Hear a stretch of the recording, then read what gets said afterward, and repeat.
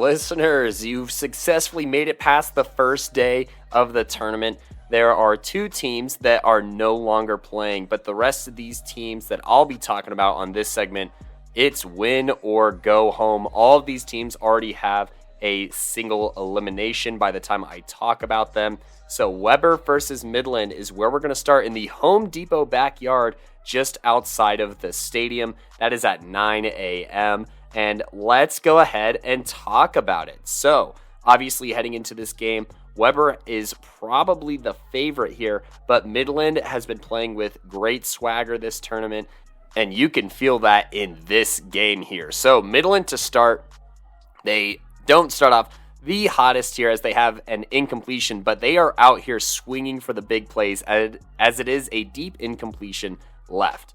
Now, they get a quick pass over the middle for a first down, as well as a holding penalty to push them even a little bit forward. Then a swing pass to Thompson is lateraled, setting up 2nd and 1 until midfield. They get a quick shovel right here to the freshman Alyssa Butler, who will pick up the first down. Then on the next play, Robinson goes for a flagpole, but ends up impeding the runner, and the penalty makes it 2nd and 4. They're knocking on the red zone door here. And another pass to Casey Thompson is lateraled, and they pick up the first down. Now, on this next play, this is crazy because Michaela Nunez rolls out and shovel passes it to Alyssa Butler, and there are somehow multiple missed flagpoles, and she turns up and accelerates for the score here. The PAT is no good, but regardless, Midland has a 6-0 lead on Weber after one drive here. So, Weber now behind for, this time being in the tournament here. And keep in mind that they've been in the lead for the majority of the quarters played here against that Keiser squad. So, let's see how they do with some adversity here. And they start off with a pass to Caitlin Sigmundi, who laterals to Jasmine Henry here, and they gain a first down. So, first play, feeling pretty good.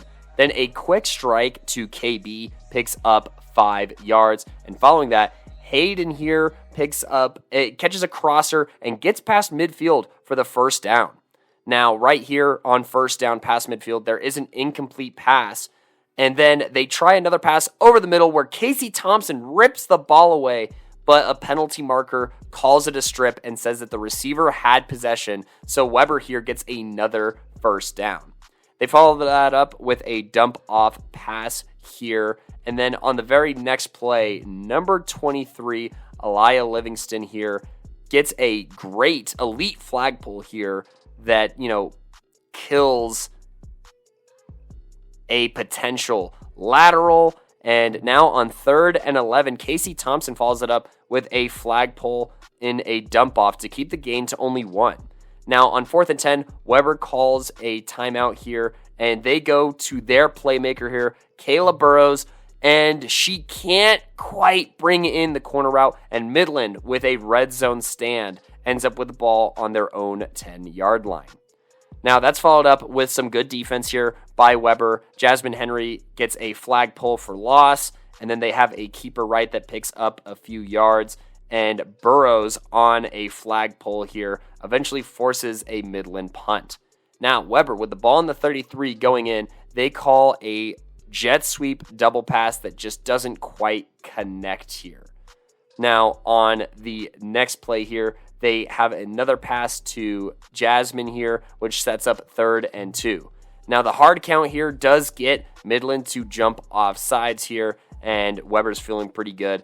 And on the very next play, Sam Wilson throws an absolutely beautiful pass to number 7, Hayden Roop here, and that is going to go for 6. And on the conversion, Hayden is open again right behind the pylon here, and Sam dots her up, and they will have a lead with just under a minute to go here in the first. They are up 7-6. So back-to-back, 2 touchdowns in 4 drives to start this game. Very exciting back and forth. And so Midland, to start here, they do go for a pass, but Emma Balaco has very sticky coverage and breaks it up here. Now on 2nd down, there is a drop, and then on 3rd and 5 to start the second here. There is an overthrow, and they're going to have to punt on this drive. Now, Weber on the 35 going in. They call a jet sweep right that picks up a few here. And on 2nd and 11, they try and throw here. But number 1 for Midland, Sydney Red here, will get the interception and take it all the way to the other 21-yard line going in. And so Midland here, great field position, 10.5 minutes to go in the first half. And, they're here to hopefully get that lead right back. But there's a drop here, setting up 2nd down and 1. There's then a sweet grab here by number 3, Alyssa Butler, that sets up another 1st down here. And so with a fresh set of downs and 12 yards to go to the end zone, they call a jet sweep left for 2, and then a short pass that sets up 3rd and 6. Now, in response to this, with their backs against the wall here, Weber's own Zoe Mello reads this play very, very well and gets a great flagpole at the line of scrimmage on a swing pass that sets up 4th and 6. Weber defense, they stand strong and force a turnover on downs, but they are inside their own 5-yard line, and they are looking to get some breathing room here. Now, there is a quick middle pass that goes for a few before Kayla Burrows gets a quick pass and eludes some defenders to get the 1st down. Now, there's a motion in and a pass back, but that falls incomplete. And then a quick pass to number 3, Breeza Robinson here, picks up a 1st down, getting past midfield. Now, they're on the 37-yard line going in, and they get a small gain. Before, on this very next play here, number 23, Alea Livingston here. Oh my gosh, I'm getting too excited, I can't even say her name, but number 23 here, she gets a batted up pass and gets a pick 6, narrowly avoiding defenders, and houses it with a major big-time play here. Midland, they run a speed option, and the conversion is good, making it 14-7 and giving Midland the lead right back here on a drive that Weber was actually stringing together very, very well. But the defense here comes up big time. Livingston here with one of the most hype plays of the entire tournament with a pick 6 to give Midland the lead back here. Now Weber, they're trying to steady out here. They get a quick pass to the snapper that picks up a 1st down. Good start to the drive. Another swing pass and another pass to the center. And after a deep shot that is incomplete, we get to the 2-minute warning here. And Weber has the ball. They try and keep the play alive and step up in the pocket, but the pass gets batted, and it is a turnover on downs. Now, Midland here, with a short amount of time before the end of the half, is on the 34-yard line going in, and they know that. They execute their kind of quick offense here, a quick hitter to Casey Thompson that goes out. But on the next play, Michaela Nunez doesn't quite like what she sees and keeps it herself and picks up a 1st down running it. And Midland takes a timeout here with 1:10 left in the half, and with a chance to go up by 2 scores. So how does that go? Well, there's a quick pass to Casey Thompson, but on 4th down here, there's a couple of incompletions, and eventually on 4th down, Weber steps up big. Jada Dillard here has a big flagpole and, forces a turnover on downs. Weber, there's a double pass, nothing really happens, and that is the end of the half with Midland up 14-7. But Weber will get a chance here to respond, as Bree Cam here gets a quick reception for a 1st, but there's a quick out, and after that, an incompletion that eventually sets up 3rd and 14. Sam Wilson rolls left and tries to dot up the receiver, but this pass is dropped, and they will have to punt. So Midland, they get set up 1st and 1 until midfield, and Michaela Nunez once again doesn't like what she sees, dropping back, going through her reads, and she keeps it for a gain of 9. They get a quick outright and a speed option left that sets up 3rd and 3, but the pressure from the Weber defense forces a really scary incompletion that could have ended up in the hands of the Weber defense here, but does not. And on 4th and 3, Midland is going to go for it, but a huge pass breakup by Weber gives them the ball right back. And they look to start moving here. They have a short pass left to Burrows after a quick pass right, and they have 3rd and 4 until midfield. Now, Burrows is in the flats, And following Burrows picking up the first down, there is an overthrow down the left sideline here. And then another pass following that gets bobbled, but it lands in a separate receiver's hands and sets up 3rd and 8. There's a pass to Burrows that sets up 4th and 1, but the direct snap is dropped and is a turnover on downs. Now Midland will have the ball on their own 23, and they run a speed option right. Following that, they have a quick pass where Emma Balacco gets a flagpole, setting up 3rd and 6. The pass to Casey Thompson, who ends up just shy, like literally inches short of the first down marker. And on 4th and inches, a missed flagpole gives Midland a fresh set of downs on the 38 going in. Now, this is a good flagpole that is followed by Weber here by number 15, who's Jada Dillard, and that will be a flagpole for loss here to start off this fresh set of downs. And then Balacco gets a huge pass breakup out of the receiver's hands and forces a very long 3rd and 21 entering into the 4th quarter. Now, an off-platform throw is what we start with in the 4th quarter, and that hits the ground, and they will end up punting here. Now, Weber has a huge stop on that play, and they are looking to push back here to start the 4th quarter, and Breeza Robinson catches for a first down to start. But there's a diving flagpole after a 9-yard crosser that is also to Robinson again, and then a quick hit to Caleb Burrows. Now on 3rd and 6, they throw to the snapper here that sets up 4th and 1, but on the 4th and 1 pass, they go to the snapper again, and that is incomplete. So Midland, once again, on the 39-yard line going in, they will get pushed back behind midfield thanks to a Jasmine Henry flagpole for loss. And I don't know if Midland's trying to clock it early, but then they have a short pass to the freshman Olivia Dominguez-Millsop here that is, very short on back-to-back plays and will have to punt.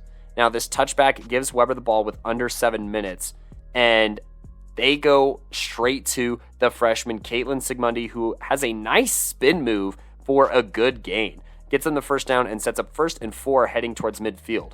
There's then a pass that is short, but a holding penalty on the defense puts Weber all the way in the red zone on the 18 going in as they are just marching quickly here. Wilson then keeps it and laterals, and following that, there's a pass to the center who gets it all the way to the 1-yard line, and then there's a very quick dart here to Jasmine Henry, and that will give Weber the score, and the PAT is good. Now, Midland has 3 minutes in a tie game here, and don't come out the sharpest here as there is a drop and then a flagpole at the line of scrimmage. Now, Weber, they take a timeout here with 2 minutes and 14 seconds here, and on 3rd and 5, Midland is trying to move the sticks here, but Hayden Roop has other plans here and gets a massive interception and gives Weber the ball at the 23-yard line with about 2 minutes left in this game. Following that, there's immediately a slant to Burrows, who turns on the Jets and gets all the way to the 2-yard line, and then a shovel pass to Breeza Robinson for the score and the lead puts them up 20-14. The PAT is no good, and Midland will get the ball with a minute and a half left here and everything on the line. There's both of these teams' season on the line, and it comes down to this last drive of this crazy game and this comeback that Weber has pulled to this point. But can Midland pull back ahead with a chance on a PAT to take the lead? Or will we see overtime for the first time this tournament? Well, to start this drive, Nunez keeps right for a first down. But on the next play, there is an overthrow followed by a pass for a short gain, and Midland takes a timeout here. Set up 3rd and 12 to midfield with 58 seconds left. Now, on this play, they try and obviously go for the first down here, and Caitlin Sigmundi with a clutch pass breakup here, and that forces 4th down.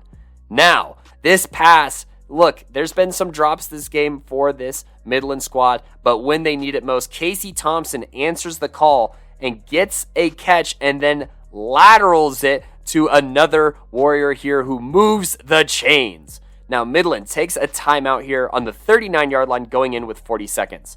There's a swing right that gets out of bounds and leaves 35 seconds left on the clock. And then there is a quick pass here to, once again, number 21, NAIA Simpson here, who picks up a few yards. But after that, on the snap, Nunez goes to drop back and slips, and they have to burn their last timeout with 8 seconds left. There's an incompletion here, and there's 2 seconds left on the clock, so just past midfield, it comes down to this one last play, and it is the Warriors squared season here. The Warriors, both these squads, came out to play today, and that is proven by this game coming down to this very last play, where Michaela Nunez drops back, winds up, and uncorks a deep pass that is intercepted by Breeza Robinson. The same player that gets the go-ahead touchdown is the same one that puts this game away for good and advances Midland, or advances Weber, my apologies, advances Weber to the next round where they will face St. Thomas University, and Midland will be sent packing. They will still stick around and watch the rest of the tournament. They have a lot to be happy about, but Weber even more to be happy about. Throw up those dubs and keep your season alive, Warriors. Let's talk about Kansas Wesleyan versus Warner. One of the first games here on day 2, Friday, May 19th, in the Mercedes-Benz Dome. This was a matchup we actually talked about in our preview, one that we knew was going to be a potential one and a very interesting one if it came down to it.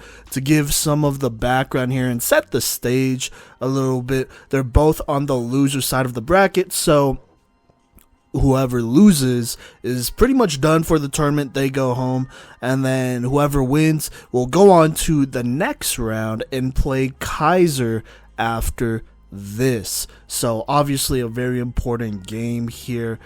Kansas Wesleyan coming off of a loss to St. Thomas, and then Warner, they were already in the loser side of the bracket after losing to Thomas, but squeaked out a pretty close win to Kodey.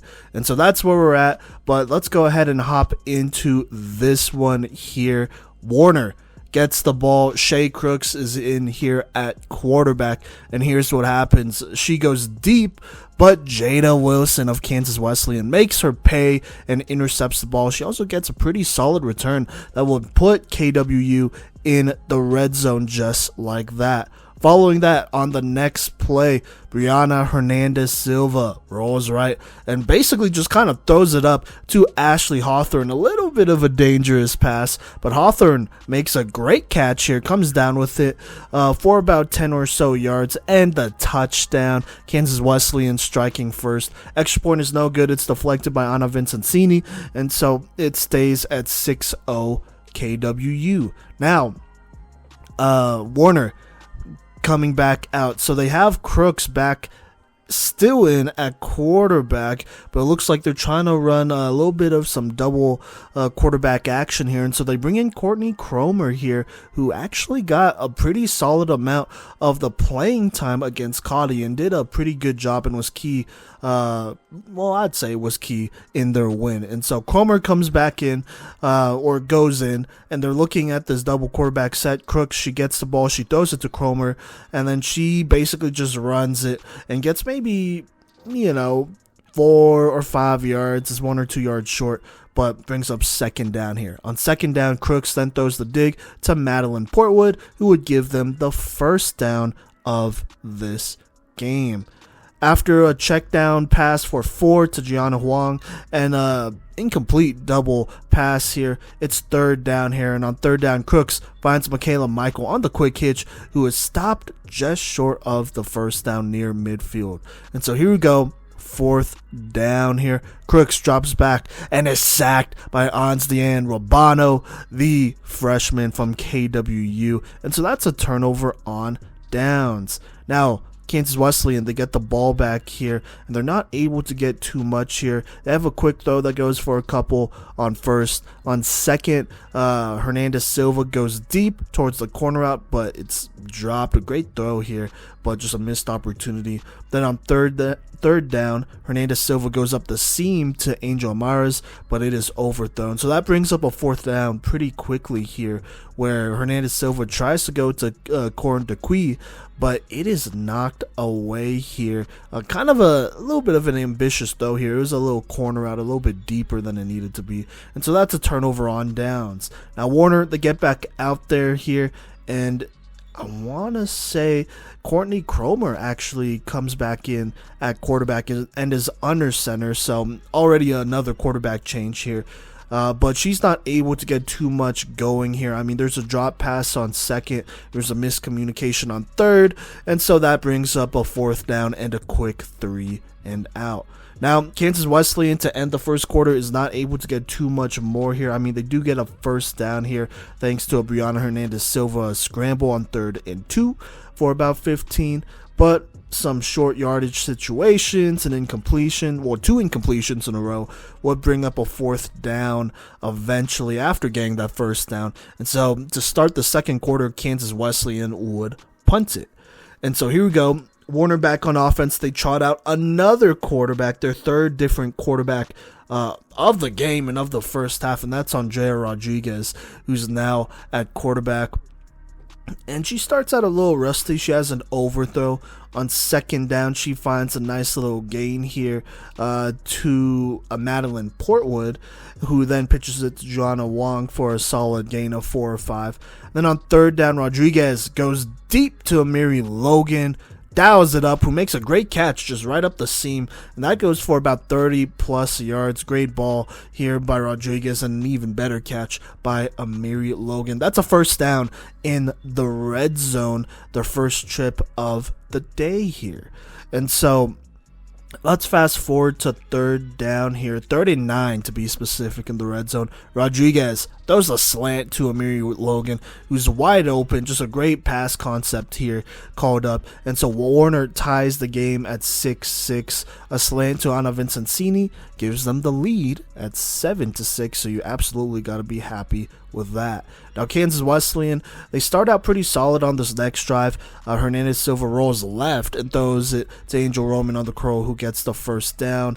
Following that, a couple plays later on third down, Hernandez Silva rolls left and throws it up the seam to Angel Roman once more, who makes an excellent catch for about 20 plus yards. That would put them across midfield.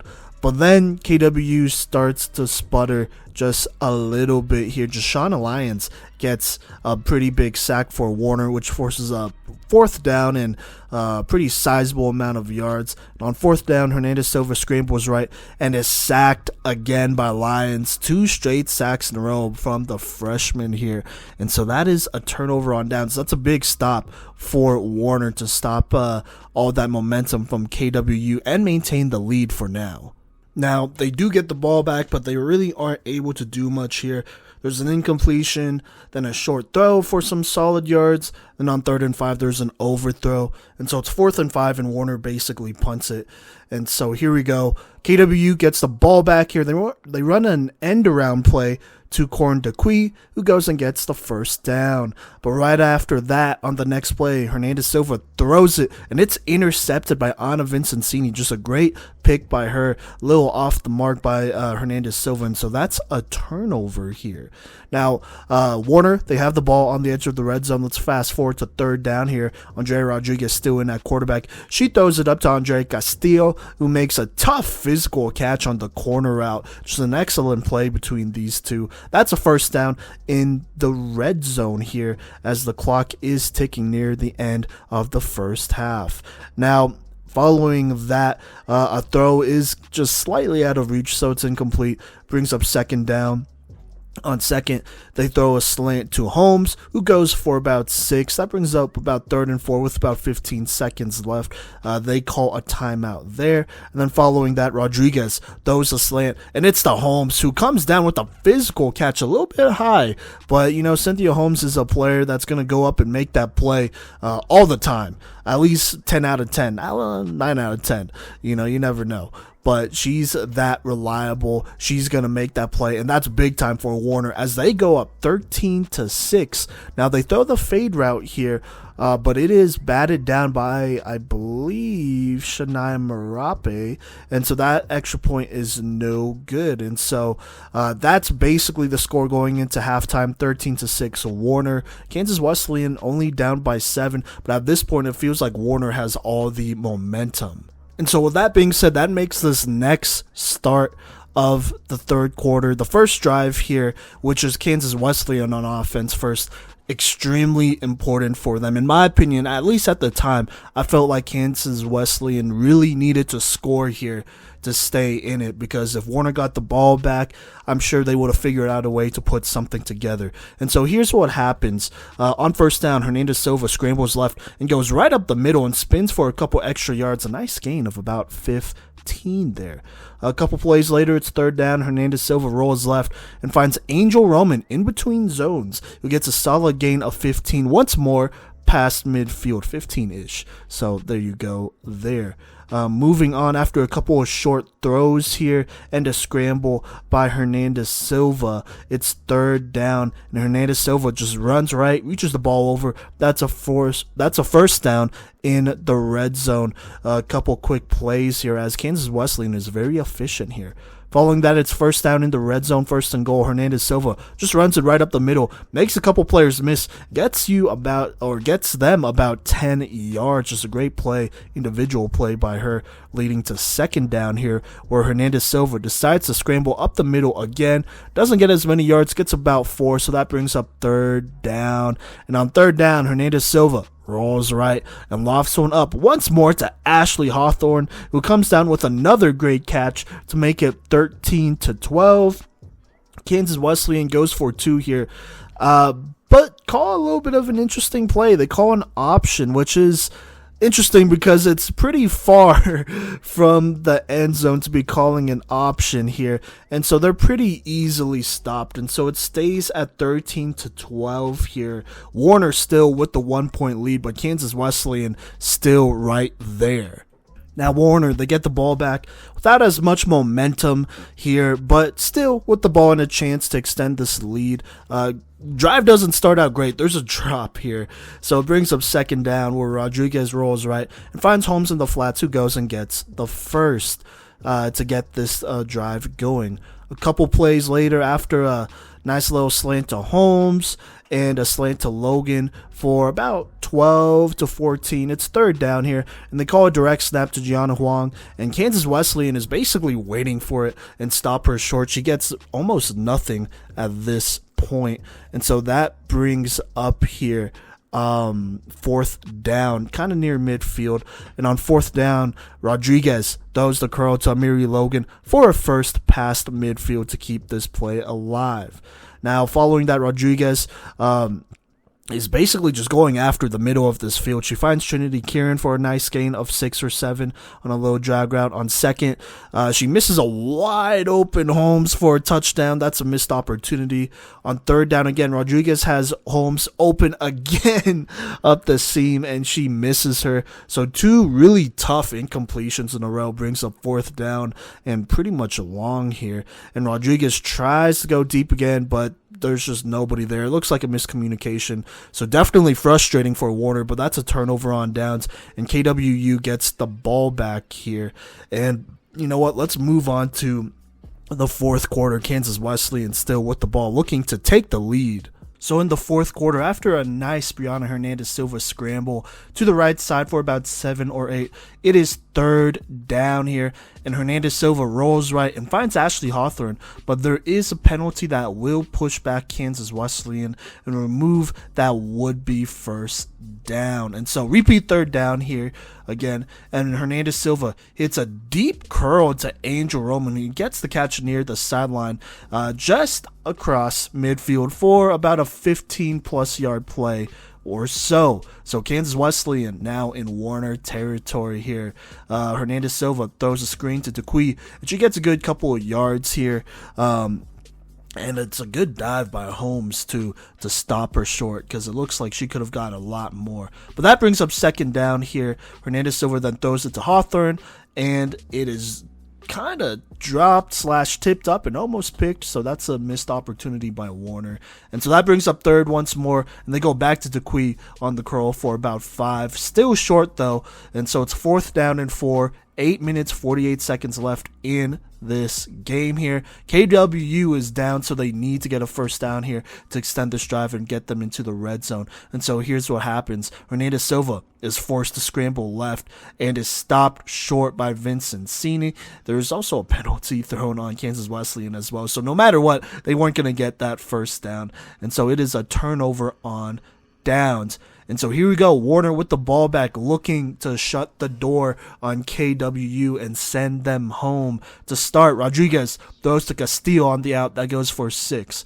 And then 2nd down, Rodriguez throws an ill-advised pass, and Alexa Mansur picks it off, cuts it upfield, turns on the Jets, 99 excel, 99 speed, to the house for a big time, almost 40-ish, 30-ish yard pick 6 here to give Kansas Wesleyan the 18-13 lead at 7 minutes 34 seconds left. Just an excellent play by Mansur to read this and make the young quarterback pay, and then go ahead and finish this play and take it herself here, take the lead herself here pretty much right here with plenty of time still, 7 minutes 34 seconds, but this was a huge momentum swing here in a game where these type of swings really matter. Now Kansas Wesleyan would go for 2 here, but it would be no good, and so Warner would get back here on offense looking to make up for that. A touchdown would still give them the lead, so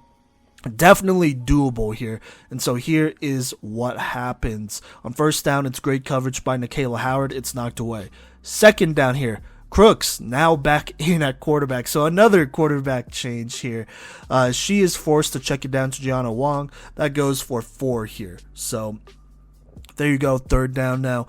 Crooks tries to throw it over the middle, but it is knocked away. Kansas Wesleyan playing good defense. That brings up 4th down. So here we go, important 4th down. Warner is going to go for it. They understand that the momentum's not going their way. So even though this is really risky and they are still in that first quadrant, they're doing it. And so here we go. Crooks in that quarterback throws the curl to Michaela Michael. That goes for a 1st down. But they also call roughing the passer, so they go ahead and tag on a couple yards to that. So regardless, they were going to get the 1st down. Now following that, they bring out the 2 quarterback system here. Crooks under center, I believe, but it does not matter. On 1st down, she is sacked by Anzian Rabano, and so they're pushed back. That brings up 2nd down here. 2nd down, Crooks under pressure just kind of throws it up to Holmes here, but Jada Wilson gets an excellent pass breakup on Cynthia Holmes, playing this one extremely well, and so that's incomplete, brings up 3rd down here. And on 3rd down, Crooks throws the out to Castillo, who reaches out but is just short here. So it's basically 4th and inches right here with about 3:23 left. But 4th down here, Crooks throws a great throw to Holmes on the out, which is honestly really well covered here, but this is an elite throw in my opinion, and an even better catch by Holmes as well, who goes ahead and gets some more yards after that and puts them past midfield here for a key 1st down. Now let's fast forward a little bit to 2nd down and the 2-minute warning.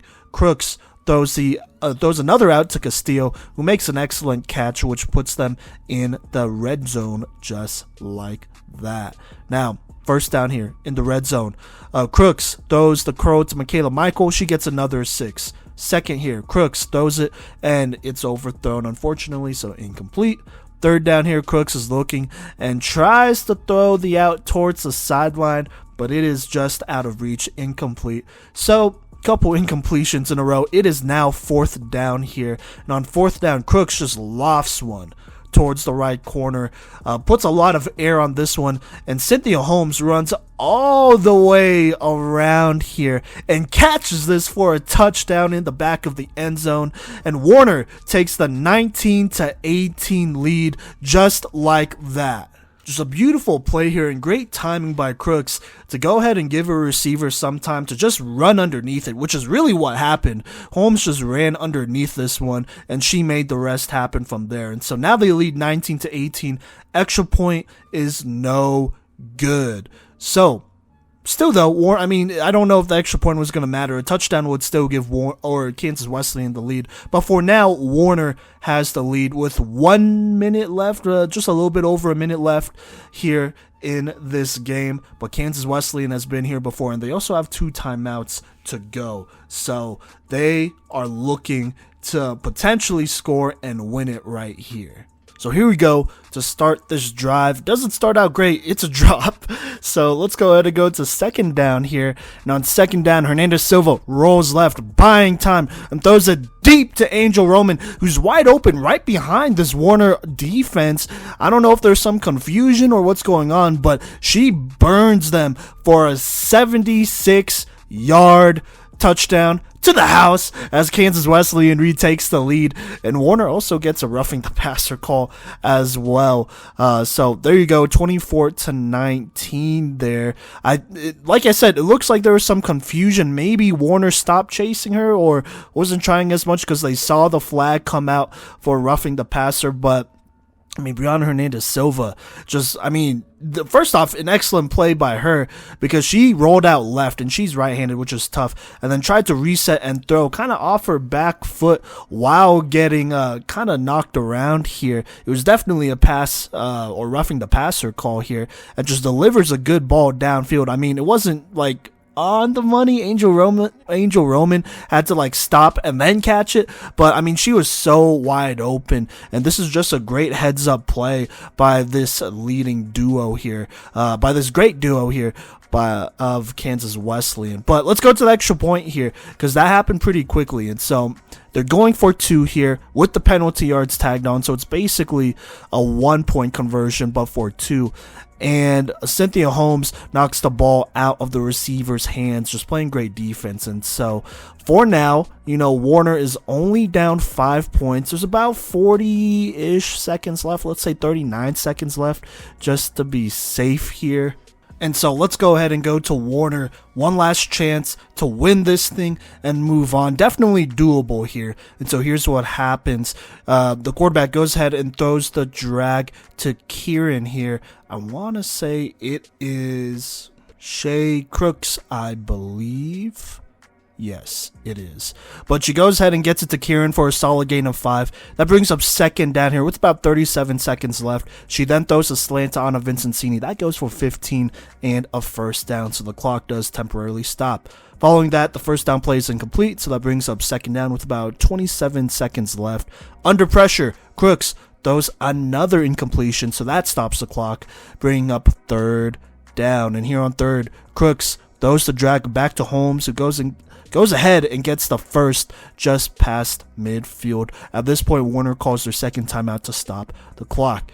Coming out of the timeout, first down here past midfield, Crooks throws an incompletion under pressure. Following that, it looks like Warner calls their final timeout here just to talk it over. And so it's second down, 13 seconds left. Here's what happens. Crooks goes deep to Anna Vincenzini looking for a big splash play, and Nikayla Howard with excellent coverage knocks this one away. If she was just a little bit out of position or didn't knock it away, this might have been a touchdown, but just great defense by Howard here. So that leaves it to be third down with about 6 seconds left, and here is what happens. Crooks steps up and throws the dig over the middle of the field, but that receiver is stopped immediately. It doesn't go anywhere at all. And so just like that, Kansas Wesleyan eliminates Warner 24-19, and they will play Keiser next. Like I said, Warner is done, but honestly, and like I said, we're going to do our reaction episode next, but just a quick reaction here. I felt like Warner played really well here. I felt like it was pretty competitive. It obviously hurts not having Madison Tingen, but I think you got to feel pretty good about the tournament with all things considered if you're Warner. Now, if you're Kansas Wesleyan, I mean, we said this in the preview. You were expected to win this one. It was a little bit closer, but at the end of the day, you got the job done, and that is what matters. Okay, now we're going to talk about our very first semifinal game obviously this is from the winner's side of the bracket, so neither of these teams have lost yet. What's on, well, here, I should introduce it first, but it's Ottawa versus Thomas, the first time they're meeting this year.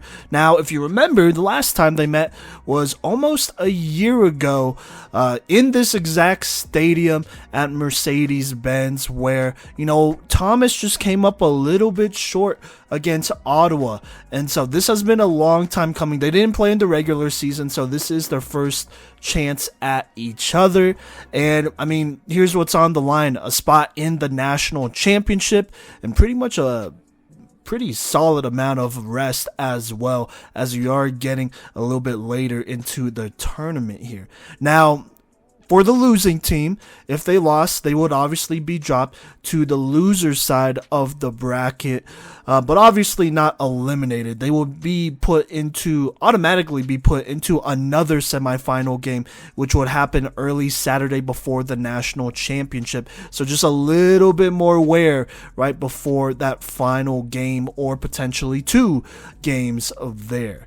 And so obviously, you would like to win now and get your rest later here and not have to go through that loser side. But either way, I mean, you're not in the worst spot possible. They are very close to the chip. And so let's go ahead and hop into this very important game, which has been hyped up all season since last year. So Thomas would actually start with the football here. Alexa Wilson in at quarterback. Let's move on real quick to second down. The first throw went to Brittany Delva. But on second down, Wilson rolls left and finds Giselle Jones for a solid amount of yards. That still brings up third down here. They haven't gotten a first down yet. But then Wilson throws it over the middle to Knight on the seam. A nice little play here for about 15 or so. That obviously goes for a first. Right after that, Wilson finds Delva on the hitch, who spins for the first past midfield. So 2 pretty quick first downs in a row here. After 2 pretty quick throws, one to Kiara Knight, the other one, both of them went to Knight here. It ends up being third down, right? Only got maybe 6 yards on those 2 plays combined. And here's what happens. Wilson throws it up the seam to Giselle Jones, who is wide open here. Just a breakdown in the Ottawa defense, and it's on the money, but she drops a walk-in touchdown, which is really key. So then it brings up fourth down here. Obviously, you want that one back, but, you know, you do have a chance to extend this drive. And so on fourth here, Alexa Wilson goes ahead and pulls Suze Kaufman off sides and makes it a pretty manageable fourth down in inches. But even then, on fourth down in inches, DJ Paris comes up huge with a sack here. Absolutely big time. And so that is a turnover on downs here. Definitely a little deflating since this drive was going so well. Now, Ottawa on offense would take over. They would start with a check down to Addie Osborne, who would go ahead and accelerate for a nice 10 or so yards. That would then bring up second down here, where Carrera scrambles left and just gashes this defense for about 15 or so before getting forced out of bounds. Following that play, Carrera throws a quick out to Bailey Hodgins, who goes ahead and tiptoes down the sideline to put them in the red zone. So, 2 plays just like that to go ahead and give them a couple first downs and put them in the red zone there.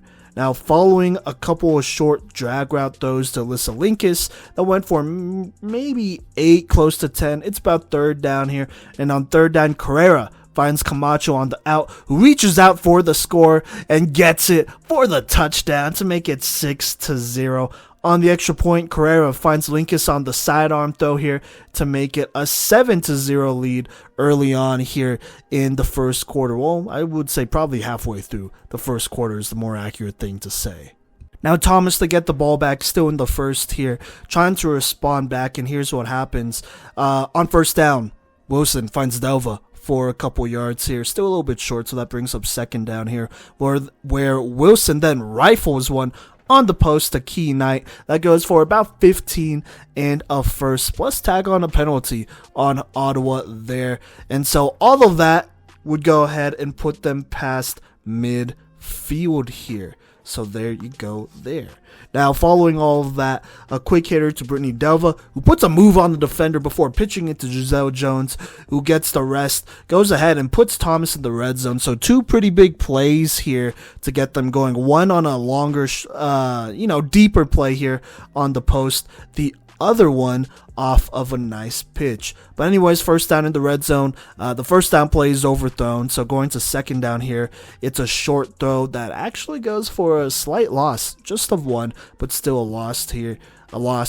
But anyways, third down here on third. Jones kind of gets shoved down here on this throw. She's running her route, and the defender definitely made contact with her too early, and so that's a PI.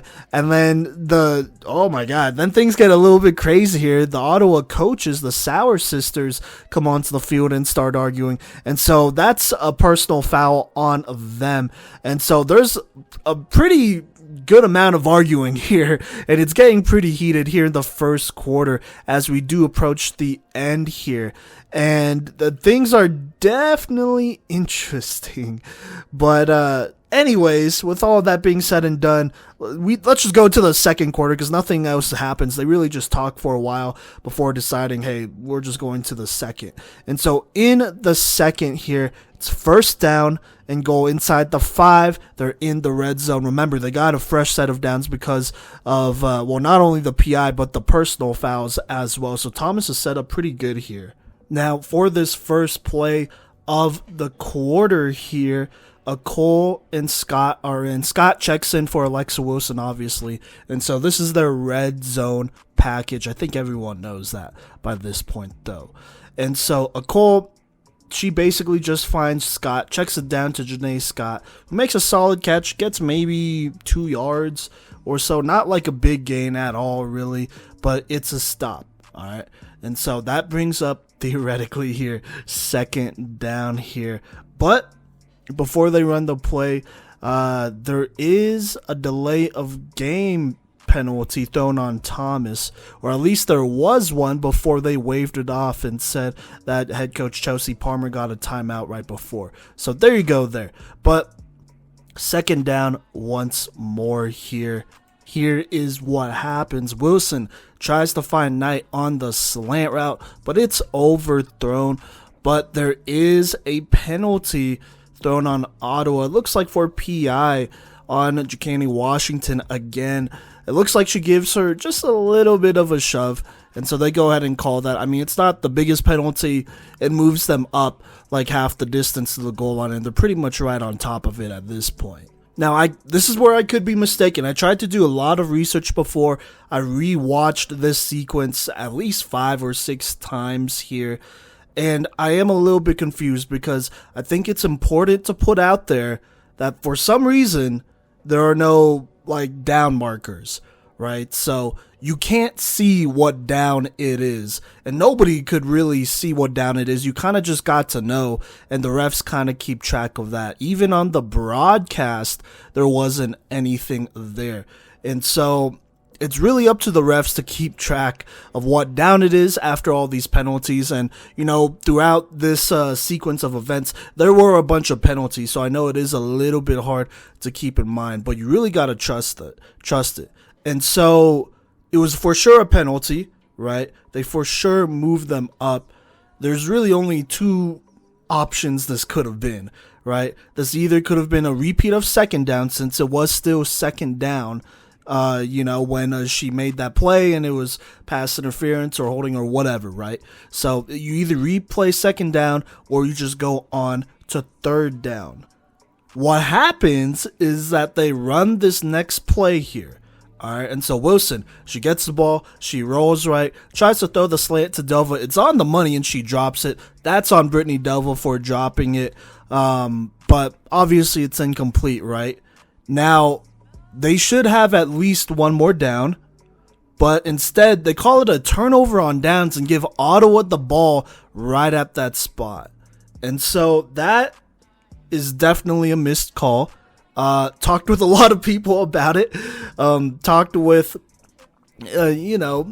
like I said, just a lot of people, and the announcers would actually eventually mention that on a later broadcast as well, because this whole day at Mercedes-Benz Stadium here, I mean, there are no down markers, like no markers to indicate what down it is, not only to the people watching, but, you know, players and coaches alike. You just gotta trust that the refs are keeping track of that. And so after that happened, they had down markers for the last day of games, which is really interesting to me because I think that's them admitting that they messed up, in my opinion.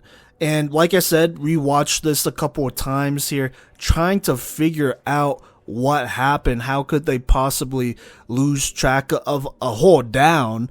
And I think it's because at the end of the first quarter, there's a lot of arguing. There's the personal foul thrown there along with the PI, all that stuff, right? And I think they originally lined up for an untimed down, but they did not run a play. So, I mean, it should still be first down. And honestly, it makes more sense for it to be first down because when that PI happened, it was 3rd and 3. Right, so you gotta assume that they were given a fresh set of downs. They did not run a play, you know, at the end of the first quarter. They went right into the second quarter, and so you had that first down play with a Cole checking it down to Scott. Then you had second down. You avoided, you know, a delay of game penalty, called a timeout, so it's still second down. You run that play on second down. It's another penalty on Ottawa, and so it's either second down because you're repeating it, or it's third down.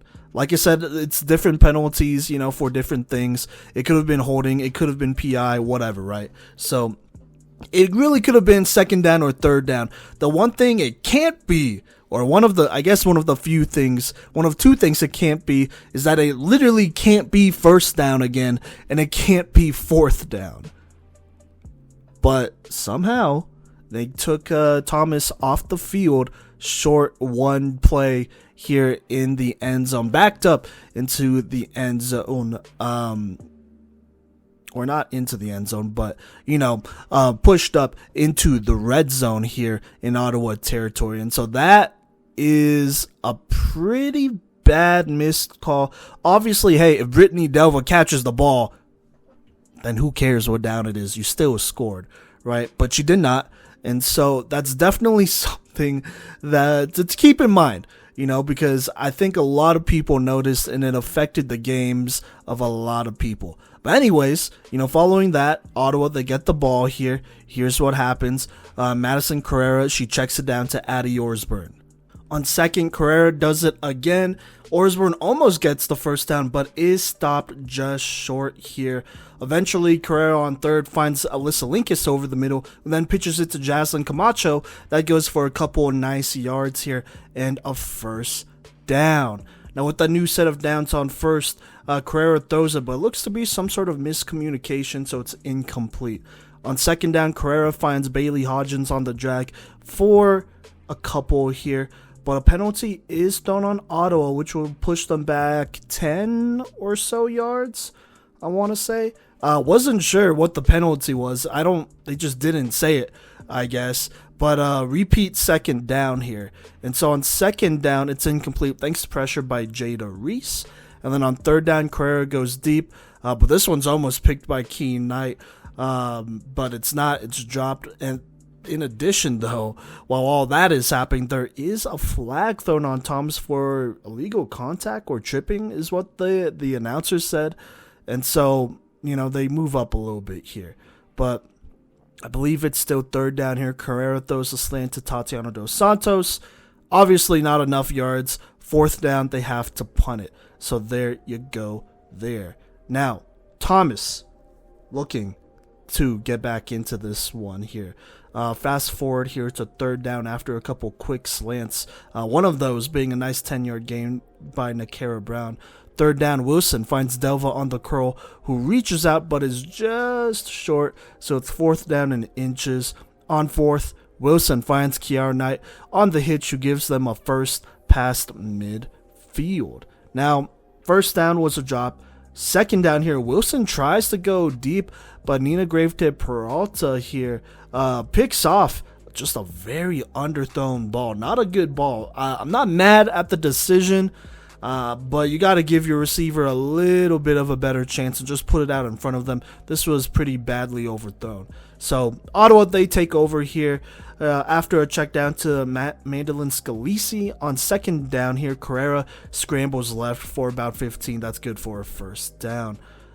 Play later after a diving Kiara Knight pass breakup. Second down here, Carrera scrambles left for the first past midfield here. A lot of scrambling left, which is interesting. I guess it's not that interesting because they don't want her to throw right here.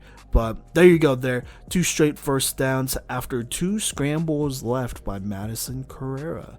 Following a out route to Alyssa Linkus for 5. It's second down here, and Carrera throws the hitch to Maya Quinn, who gets Ottawa back into the red zone here.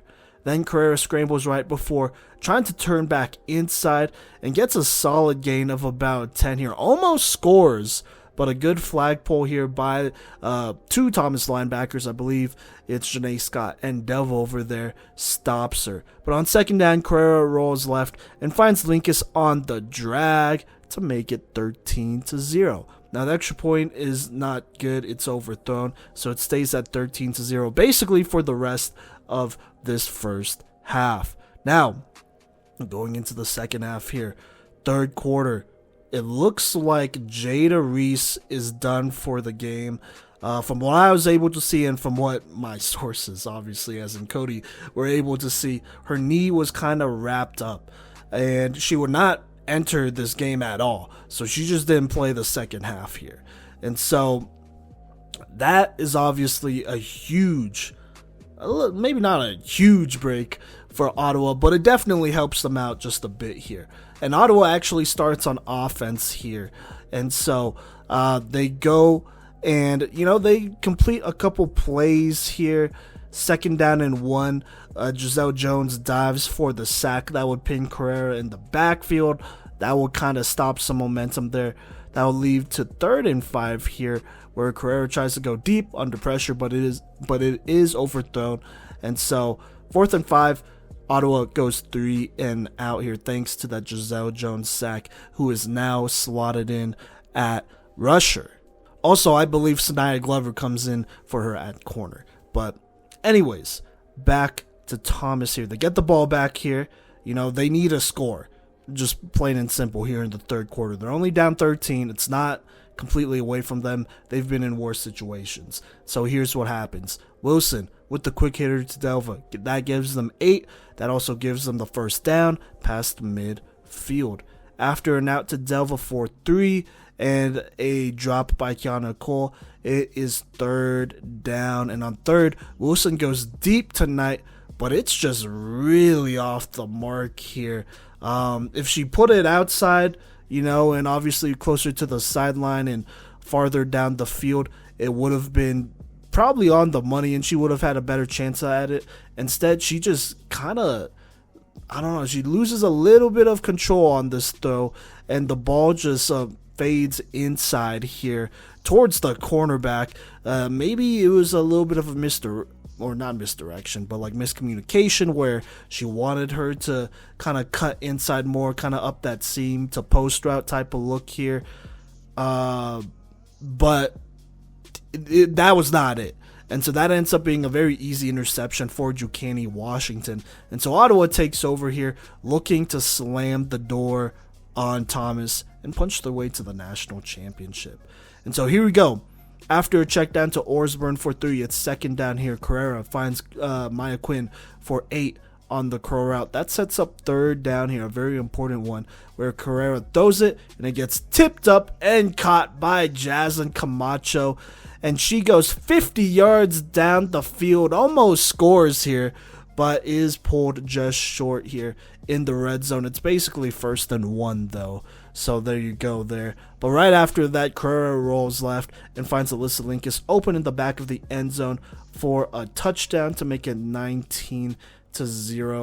The original extra point is good to Maya Quinn, but a penalty on Ottawa takes that away, and then on the next attempt, it's overthrown. So for now, it stays at 19-0, but all the momentum is with Ottawa at this point here. Thomas is definitely a little bit frustrated between not having their star rusher, losing that key down in the red zone in that first half, and just some calls maybe not going their way here. But regardless, they are trying to battle. And so with 5 minutes left in the third quarter, here's what happens. Wilson rolls out. She finds fellow freshman Aaliyah Wood on a 20-yard play for a first down here. Following that, though, moving on to third down, Wilson rolls left and finds Margarita Pena for a nice reception. That would give Thomas a first down past midfield as they are moving this football. Now, moving on to 3rd and 6 here, past midfield in Ottawa territory. Wilson rolls left and finds Jones, who gets another 2 or 3 yards, but is just short. So it brings up 4th down here.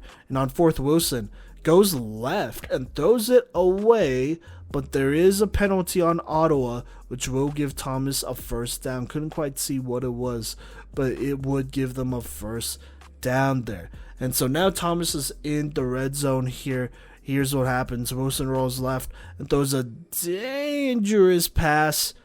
Not picked off, but it's incomplete, Then on 2nd down, Wilson rolls left again and finds Delva, who gets a solid 6 or so yards. And so that's where we pick up going into the 4th quarter. At the top of the 4th, 3rd down here in the red zone. Thomas running out of time. They need to score. Here is what happens. Wilson rolls right and finds Keen Knight for 3. Not enough, though, so it brings up 4th down, and on 4th, Wilson scrambles back left and reaches the ball over, and it really looks like she crosses. It looks like the ball gets across the plane and she's able to cross it, but she's rolled down, which is interesting because she definitely hit the pylon, and the refs say that she was stopped on the 1. But, this was a sequence of events, I guess just this play, that I had to watch a couple times over. And look, she's getting kind of pushed out towards the left sideline here. The ball is stretched out as she's falling down. I would imagine the only way that she could be down, obviously, is that if they pull her flag short, right? But they don't pull her flags. You see her kind of roll out of bounds with both her flags still attached here. So that's the interesting part. So that leaves the other, I guess the only other 2 ways is that she stepped out of bounds short, right? Before the ball could cross the plane and all that great stuff there. And that's definitely not the case. I'm watching it and it really doesn't look like she stepped out short. I was able to freeze at a frame where you could see her right foot inbounds. The left one is lifted here. Her arm is stretched out. It is, from the view of the stream, right? It's covered by Kaufman, but you could tell that, her whole arm is across the line here. And there's no fumbles, by the way, in flag football. You're dead at where the spot where the ball hits, right? Because she does kind of lose control. And I thought maybe that's why it wasn't a touchdown, but it hit the inside of the pylon too, and it was already across. So I don't know. It was just really curious is all I'm saying. Well, here's what I'm actually saying. It should have been a touchdown. Both her flags are still on. You could literally see her right foot still on the ground, in bounds, as her arm is across the plane, well across the plane. And I don't know. I don't know why they did that, but they did. And so that doesn't count. And that honestly feels like a backbreaker because that's a turnover on downs here. And you're down 19-0 to the two-time defending national champs with, at best, maybe 8 minutes left in the 4th, which basically means you not only have to stop him on this next drive, but you also need to score 3 straight times and get an extra point at least one of those times. And if you want to even win it, you have to get at least 2 extra points. But that also comes with you getting 2 more stops in addition. So it's pretty much over. I hate to say it by this point. Ottawa would get the ball. They would get a first down getting out of their own end zone here. Carrera would get picked off by Janae Scott. That would be a pretty big turnover that they would need. But, clock is ticking here in the fourth quarter here. On third down, Wilson would find Delva on the quick hitter, who immediately pitches it to Jones, who gets a good gain. That would put them just a couple shy in the red zone here. They would be in the red zone, but just on that edge. And so first down, it would be a double pass. Wilson, she has to throw it away. Second down, drop. Third down, another drop. So those two drops definitely kill you, obviously. Fourth down, Wilson's forced to just throw one up, and it's pretty easily picked off by Nina Grave to Peralta. So that was basically a Hail Mary. And so at this point, there's 4:15 left.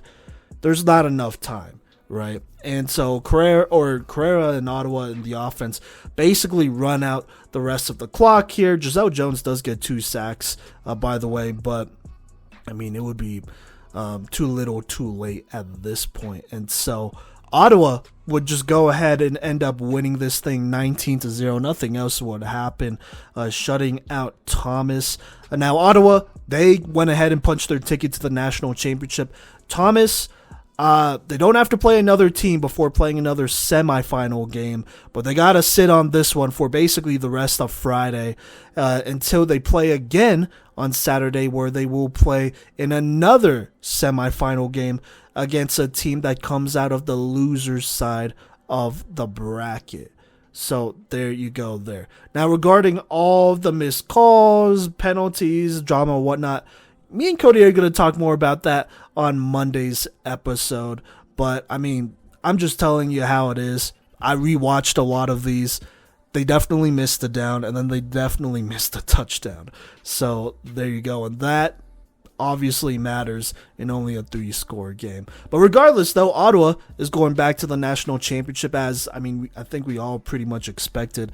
And then Thomas, they're not out of it, but they got to win, their semifinal game on this loser's side for a chance. And then once they get to the national championship, if they do win in the semis, they would have to beat Ottawa twice instead of once as a result of this semifinals lost. So there you go there. And as for my own last recap of the weekend here on Friday, that's going to be the KWU and Keiser game. And unfortunately, the Ottawa and Thomas game was running a little bit late here. And, I think that, I was obviously running a little late outside. But by the time I was running out there, I saw Keiser score a touchdown as I was running down to the field and then convert on the PAT and go up 14-0, which is the first thing that I saw. But that would be far from the last thing I saw here, as Brianna Hernandez Silva here has a short completion and then a cross after that to DeQuee here, who turns on the Jets and burns the rest of the defense for the score. The PAT is no good, but just like that, KWU has brought it within a single score with Keiser. Now, Keiser, with this first documented drive that I have, they have a double pass that is for a first down and ends the first quarter. Then there's a double pass deep to almost the 20-yard line, followed by another double pass that picks up the first down. Jasmine Roden then finds one of her favorite targets in Kennedy Foster to get inside the 5-yard line, and they set up for the double pass, but Haley Young just keeps it herself and gets into the end zone and scores. A Kennedy Foster PAT catch on a second pass puts the Seahawks here up 21-6. Now, KWU with the ball, they get some missed flagpoles and get a first down. Then Hernandez Silva gets to the edge and picks up around 20-yard lines before another pass to DeQuee here sets up 2nd and 3. On the next play, Hernandez Silva finds Angel Roman in the flat, who gets all the way to the 4-yard line. After that, there is a phenomenal flagpole by Emma Wagenman here to keep KWU out of the end zone, but that would not slow down one of the best athletes in the country, as Queen Bee keeps it herself left and scores here. And on a phenomenal pass in the back of the end zone in a great window, would be good for the conversion here and pull Kansas Wesleyan within 13-21 with 6.5 minutes left in the half. Now Keiser starting with the ball here. They get an incompletion before a slant to Brenna Ramirez picks up a first down. They then follow that up with a pass left to Sofia Caprio, number 10, who picks up a few yards and then laterals it to Marissa Rubino here in the middle for a pickup of about 8. Then there is a pass breakup here by Ansdian Rabano here that breaks up the pass. And then on 3rd and 8, Jasmine Roden rolls out right and then tries to hit Kennedy Foster on an in route. But Angel Roman makes an incredible play and undercuts the pass and beats Kennedy Foster to the ball and intercepts the ball, giving KWU the ball on their own 21-yard line. Now the offense trying to capitalize off of that here. They come out with an incompletion before QB1 does pick up a few yards and then gets held, and that penalty pushes the ball past midfield. Now there is a crosser right after this to Jasmine Whitfield, Jasmine Whitfield that picks up 4 yards, and that brings us to the 2-minute warning. There's a first down, and then there's an overthrow right, and on the following play, the pass gets tipped, and Adriana Cavallati, number 13 for Keiser, comes down with the ball, but Keiser will be on their own 11-yard line. Now, they throw right for a first, but KWU is sitting on the double pass, and they deflect it, and that sends us to halftime. Now, KWU gets the ball to start, trying to tie this game or bring it within a score again. They get an incompletion, but Hernandez Silva continues to give the Seahawks defense problems, eluding multiple defenders and getting to Keiser's 35. Following an incompletion and a keeper left for a few, on 3rd and 4, Brianna rolls left here and picks up a first down. She keeps it herself right on the next play, but on 2nd and 7, Keiser wins a jump ball and kills the drive with a great interception by Sofia Caprio here and gives Keiser the ball on their own 8-yard line. Now Keiser with the ball for the first time this second half. They come out with a swing pass left, and they come out with 2 of those. One of those is completed, then a pass to the center or the snapper for a first down. There's then a deep in to Brenna Ramirez plus a penalty that pushes them all the way to the 36-yard line going in. They throw a slant left that picks up a few here, and then Jasmine keeps and draws a holding penalty on the next play that puts Keiser in the red zone at around the 12-yard line. They then pass to Kennedy Foster, who gets inside the 5, and then Jasmine Roden, with one of her best throws, one of her best pieces of work from this entire weekend, dots up Brenna Ramirez in the back of the end zone, and then follows it up with an even greater, more highlight-driven throw here that goes to number 24, Kennedy Foster. This ended up on ESPNW, so go ahead and check that play out. Fantastic diving catch in a perfectly thrown window here. Jasmine Roden absolutely dealing on this drive, putting Keiser up 28-13. Now, Keiser, they're feeling themselves here, and Reagan Pellegrino proves that with a sack on KWU's opening play of the drive. Bree, on the next play, will escape pressure this time and then find her center for a gain of around 9. This sets up 3rd and 4, where Hernandez Silva pumps and runs up the gut for a first down to the 25-yard line. There is a crossing route here that sets up 2nd and 10, another catch by DeQuee here, and then there's a quick out to Angel Roman, who's number 0, by the way, and this sets up 3rd and 5. The Coyotes go deep left, and they draw a pass interference penalty to end the 3rd quarter. Now, entering the 4th, down by 2 scores, and with the ball on the 35 going in, Angel Roman is hit on a crosser and picks up a first down. Now, with the ball on the 18-yard line going in, they do go to the right side here for a few yards. But on the next play, Keiser dials it in here, forces insane pressure, and Brenna Ramirez will come down with the interception in the end zone. And this is starting to look like Keiser trying to close the door on this next drive here. And, KWU, down but not out. They get a great flagpole to keep the gain short here. And then there's a drag to Kennedy Foster that is pitched, but that pitch hits the turf, setting up 3rd and inches. But Keiser so good at this shovel pass and getting first downs like that. They do exactly that and pick up a first down. There's then a pass targeted for Ramirez that ends up incomplete, and then a short pass to Foster for a first down. Then, after that, getting some other people involved, there are other players on this team, even though I keep saying Ramirez and Foster, not to be forgotten is Adriana Rodriguez, who gets this pass on the next play. And then Angel Roman has a great flag pull that forces 3rd and 4. And on this play, Roden scrambles and buys some time and throws it to Marissa Rubino, who lunges forward and picks up the score. And a quick out to Kennedy Foster converts.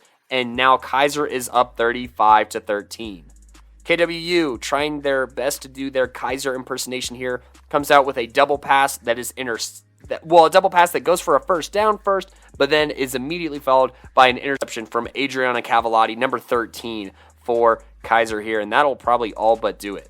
Now there's a short pass right to Ramirez for a first down, followed by a shovel pass with great avoidance, and forces KWU to take a timeout here with 2 minutes and 50 seconds left.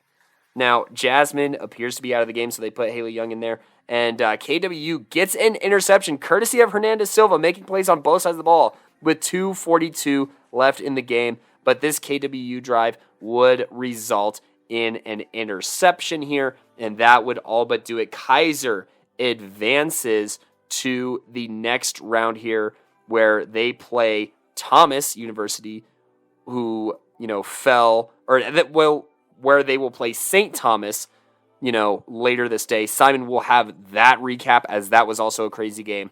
But pretty exciting, 35-13. I know that they got one of the conversions wrong on the ticketer there, but still great performances from both these teams that are just so responsible for explosive plays that I knew that regardless of the outcome of the game, that it was going to be one of the most entertaining games of the weekend. And I'm really sad that I missed that first touchdown as I was still in the Mercedes-Benz Superdome. But kudos to Keiser for pulling this off, and KWU getting their scouting on and enjoying some football for the rest of the weekend. All right, now let's go ahead and talk about Weber versus St. Thomas on the loser side of the bracket still here. Weber defeating Midland pretty easily in the Backyard Home Depot. I think I just said that wrong, but whatever. That Home Depot field outside of the stadium took care of business over there, right? And then we have St. Thomas, who did lose to Thomas the day before, right before semis. So, they haven't yet played on this side of the bracket. So let's go ahead and talk about what happened in this game here. It was a little, at least from scoring wise, it was pretty uneventful. This really felt like a defensive matchup. And so hopping into this one, before I hop into this one, I do want to say Jada Graham was able to play on the second day, but she did have a pretty clunky knee brace over there, and you could tell she, obviously was not able to get to full speed, hit those next gears, those top tier gears. Probably because her knee is hurt, and because, she has a whole brace on, which, I know how that feels. I can't even imagine doing what she did out there. So big kudos to her, but she was able to come back for this one. And so St. Thomas here, they would start out with the football here, but after a couple incompletions in a row, they would be forced to punt, and so Weber takes over. And so here we go. Weber on offense for the first time. Sam Wilson at quarterback goes ahead and checks it down to Jasmine Henry, who gets the first down for about 10 or so yards. But after a pass breakup, a short gain here to Kayla Burrows for about 6. And then on third down, another pass breakup. Well, I guess the pass was just batted down, but that would be done by Lanai Leon. That would bring up fourth down here. And so Weber would go ahead and go for it since, they are a little bit closer to midfield than away. And Wilson, she rolls left, tries to find Brazier Robinson, and it's a pretty uncharacteristic drop here. Just kind of goes through her hands, and so that's another turnover on downs. Now St. Thomas, they will get the ball back already across midfield, mind you, so in a pretty good spot here. The first down play was a drop. Second down, it was a check down to Dominique Parks that went for a solid 5. But it looked like she injured herself. It looked like a non-contact type of injury, but she was grabbing her knee. And so she would come out of this game. Obviously, a very scary situation there for St. Thomas. And so Dominique Parks is out, at least for the time being, at the very beginning of this game. Now going to third down here, NAIA throws a great ball on the post to Tyler Bryant.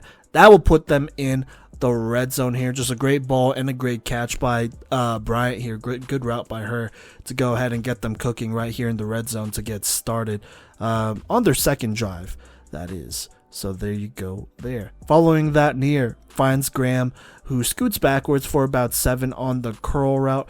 That sets up a second down here where NAIA's scramble was for a couple yards, maybe 2 or 3. But then here on third down here, looking to score, Holly NAIA tries to fit it into a really tough window here. It's not like she can't make that play. She has made that play before, but it was a little ambitious here. And so Kayla Burrows gets a great interception, which doesn't make it sound any better because it was towards Kayla Burrows' direction. But I saw the window she was trying to throw in. But regardless, though, Weber stops them. But Weber's offense doesn't do too much better. Wilson checks down to Henry. That goes for a couple. On second down, it's another pass breakup by the St. Thomas defense. Third down, it's a pretty dangerous pass over the middle that Tashumba Washington dives for and trying to intercept here as the ball just kind of gets away from Wilson on that one. But luckily for them, it's incomplete.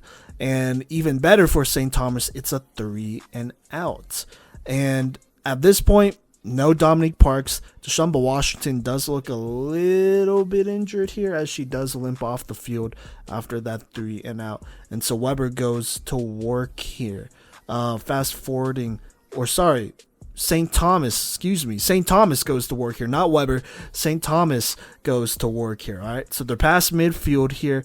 NAIA goes ahead and finds Tyler Bryant for about 5. That sets up second down. On second, it's an overthrow, so incomplete. On third, NAIA tries to find Graham on the slant, and she does, who gets another solid gain of about 6, but they're still short here. So it's fourth down on the edge of the end zone, on the edge of the red zone, and St. Thomas calls a hard count. They are able to pull Weber off sides, and so that's an automatic first down, putting St. Thomas in the red zone there. And then on the very first play here in the red zone, Tiffany Walker flares open on the post route, and Holly NAIA finds her for the touchdown to make it 6-0. Following that, NAIA goes ahead and finds Miller in the right corner to make it 7-0 there as St. Thomas takes the early lead. Now Weber, they would get a first down. Wilson finds Kayla Burrows for a short gain, and that's where we would get started here in the second quarter following that first down. But let's fast forward just a play or two here. Go to third down here. Sam Wilson shovel passes it to Jasmine Henry. She gets another first down past the midfield. But unfortunately, they stall a little bit here. A check down pass that goes nowhere. And then an overthrow / incompletion. And then on third down, another check down to Garcia that goes for only 5. So that brings up fourth down. And on fourth, Wilson, under pressure by NAIA Leon, is forced to throw it away. Obviously did not want to do that, but also did not want to throw a turnover downfield. Regardless, though, it's a turnover on downs, and so St. Thomas gets the ball back here. So there you go there. Now, third down and inches here. After a play or two, after a couple of short plays, there's a delay of game, so that does push St. Thomas back a little bit. Repeat third down. On third, NAIA throws the curl to Tyler Bryant, who makes a couple players miss and is off to the races. And if it wasn't for Caitlin Sigmundy just going all out and diving for her flag, she probably would have scored on a 30-plus yard touchdown right there. But instead, St. Thomas is in the red zone here thanks to some heroics from Caitlin Sigmundy. And so the first play is a check down to Solis. That goes for literally 1 yard. Second down, it was an incompletion. A pass that popped up got a little dangerous there, but nothing happened. third down, pass was just a little bit too high. Also very well covered by Caitlin Sigmundy. So even then, I don't know if that would have been completed. So that brings up fourth down in the red zone here. Near tries to go over the middle, but Breasia Robinson breaks it up. And that is a turnover on downs. But for Weber, the struggles would continue as they would go 3 and out. They suffered from a couple of drops and then just really short plays. So they have to punt it back. But St. Thomas, they get the ball back here, and they don't do too much better. They also go 3 and out here. First down was an overthrow. Second down was a nice pass breakup by Breasia Robinson. Third down, Dominique Parks did come back in, but just was not able to quite move the same way. And so Holly Neer actually takes a sack by Jada Dillard. So that's how they went 3 and out. Now, the last drive here in the second quarter, Weber has the ball. They hand it off to Caitlin Sigmundy on the end route, who throws it back to Wilson, who then launches it down deep downfield here to a wide open Caleb Burrows, who gets into space and gets a huge 40-yard play to put them close to the red zone before she gets kind of corralled and pushed out of bounds. And so 1st and 1 on the edge of the red zone here. 37 seconds left. Wilson finds Burrows on the curl as she spins around and gets a couple more. And so that would officially put them in the red zone with a new set of downs here. Now, Weber, they're at about the 13, not too far away from the end zone here. And so Wilson tries to throw it here, but Tashumba Washington catches a pass that is kind of tipped up by Breasia Robinson.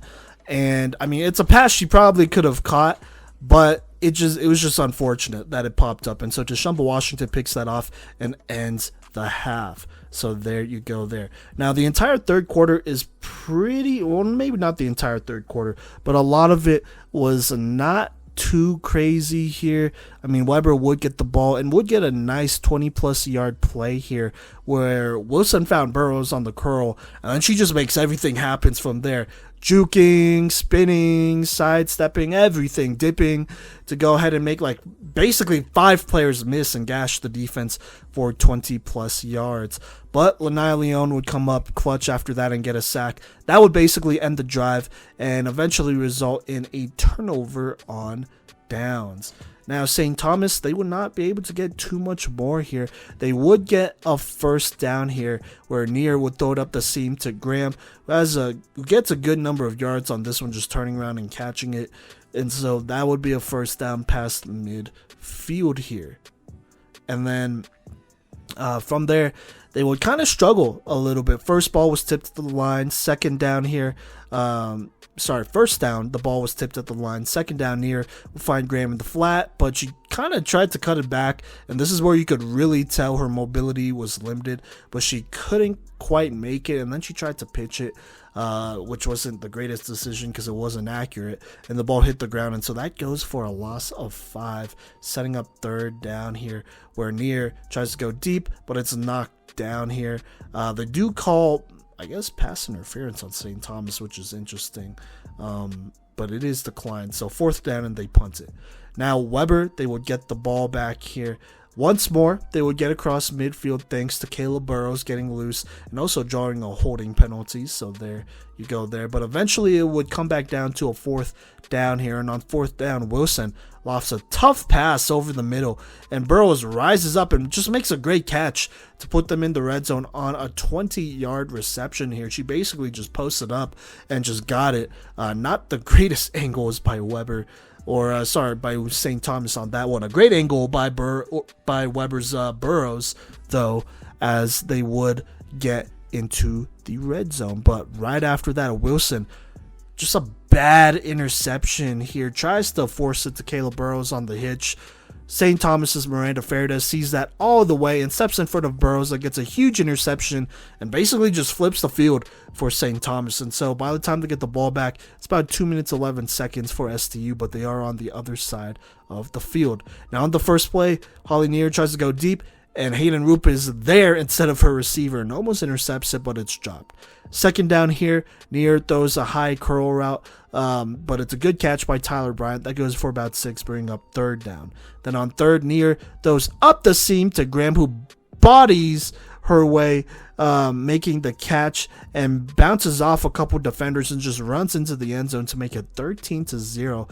Extra point is stopped as it is no good here, but St. Thomas in a great spot as it feels like all the momentum is going St. Thomas's way at this point. It basically leads us to the fourth quarter where, Weber would get 2 first downs. One was on second down, a direct snap to Jasmine Henry. The other one was a quarterback design run on third down that would get them another first down pass, I believe across midfield. But after that, they kind of just stalled out here. Second down, Wilson was forced to scramble and was stopped for no gain. Third down, Wilson goes deep, but nobody's there. Those are the plays that led to this fourth down where they had to go for it, I assume, but it was a turnover on downs. Now, St. Thomas, they would not get too much more either. They would get a first down past midfield where Holly Neer finds Jada Graham. But I believe after a flag guarding penalty, it would be a repeat of second down. And so Holly Neer is trying to get some of those yards back. She throws a pretty errant pass, and Raja Robinson is able to get a great interception and return it for a couple of yards. Not a pick six, but a couple of yards here. Now, only down 13, you definitely need a score here in the final minutes. And then you you for sure need one stop to even have a chance at scoring and either tying it or taking the lead, depending on what happens, though, to be honest with you. But 5 minutes, 12 seconds left here. Wilson avoids the yawn and dumps it off to Jasmine Henry, who gets about 5. 2nd and 3, drop. 3rd down and 3. Wilson finds Burrows on the curl route that gets them past midfield here. A play later here, it looks like. Okay, so it looks like there would be a penalty on the first down play, and so they would repeat first down, and this is what would happen on this repeated first down. Wilson finds Hayden Roop on a slant, who then pitches it to Caitlin Sigmundi, who then gets across into the red zone for a huge first down. Now, in the red zone here, looking to score, Wilson on first, evades the rush, gets maybe a yard or two. 2nd down here, Wilson finds Jasmine Henry, who gets stopped for a loss, which is really rare, but just stonewalled there. 3rd down here, it would be a low pass by Wilson, so incomplete. That would bring up 4th down, kind of their last gasp here. And Wilson tries to go deep, and Baker just knocks it down. So that is a turnover on downs here. And at this point, I mean, the game is basically over. St. Thomas is up 13-0, and they just kind of need this one out.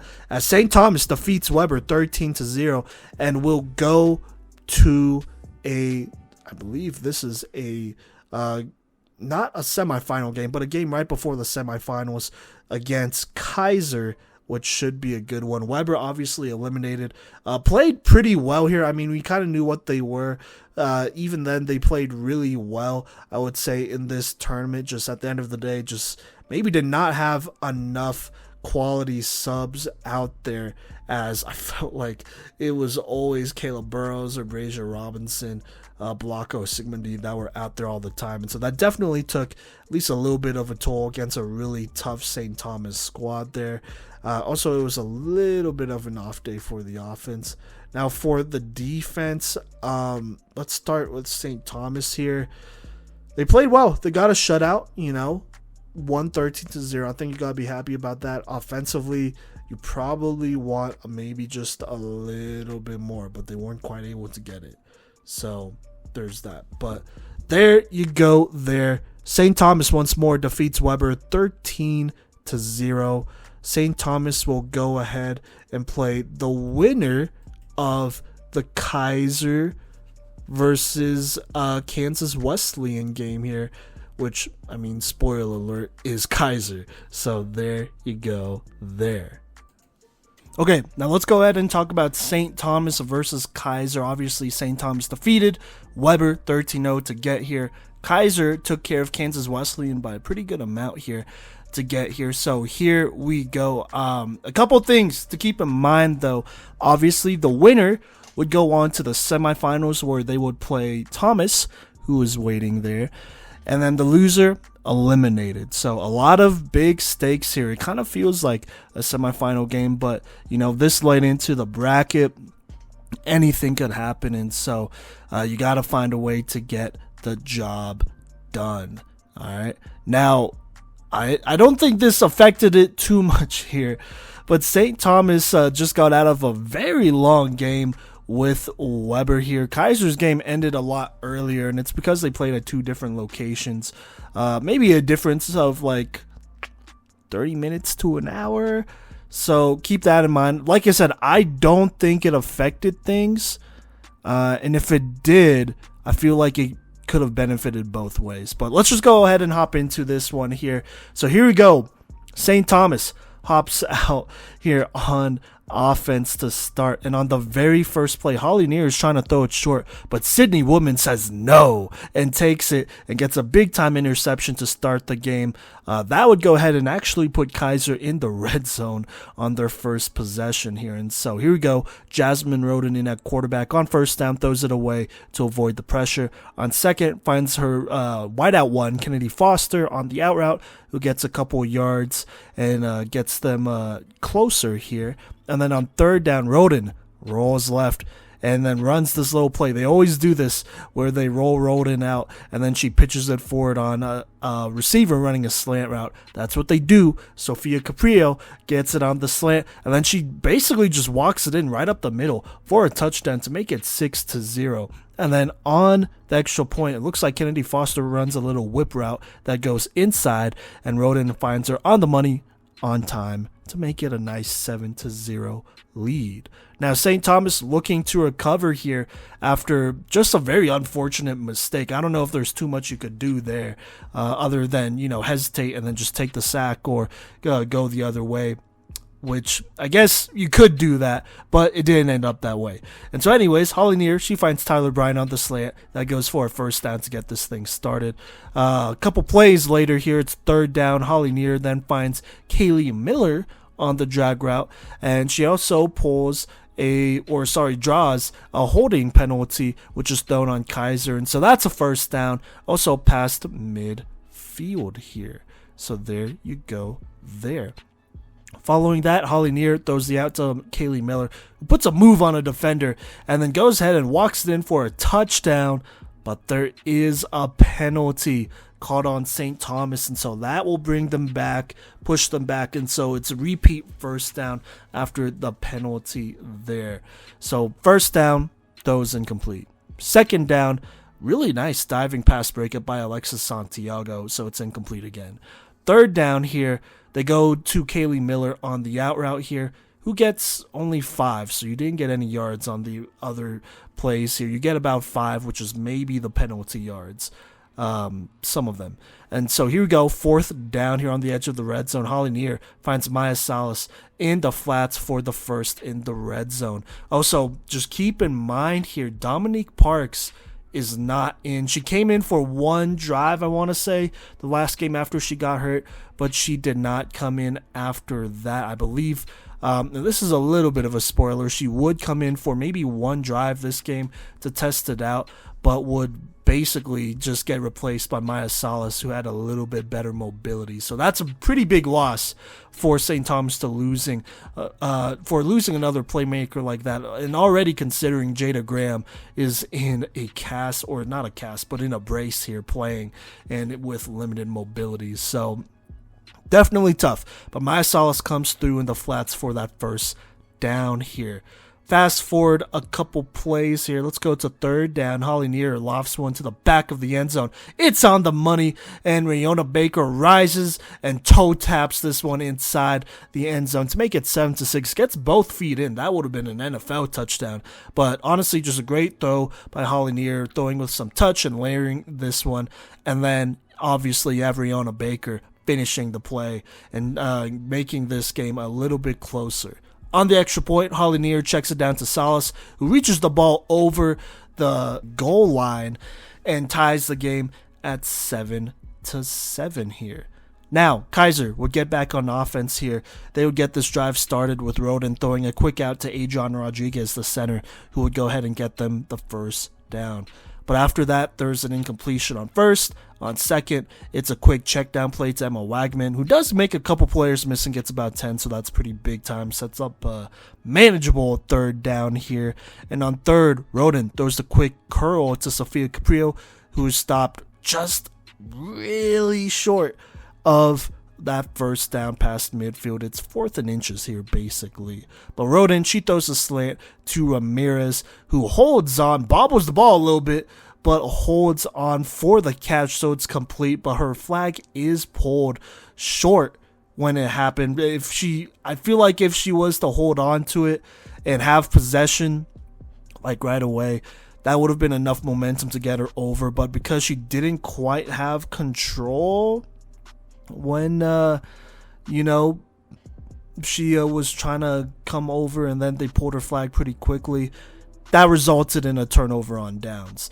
And it's a really quick play. Like, it's real, like, bang, bang. I mean, honestly, unless you have instant replay, it's really a judgment call by the refs. But, I mean, either way, it was still a bobble. So there you go there.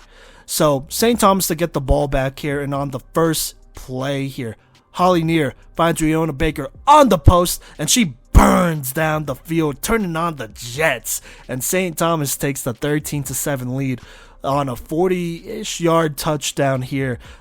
Great throw by Holly Neer, just recognizing the defense here. And then, I mean, it was all Riona Baker on this one, getting her second of the game here to go ahead and take the lead. Extra point wasn't good, by the way.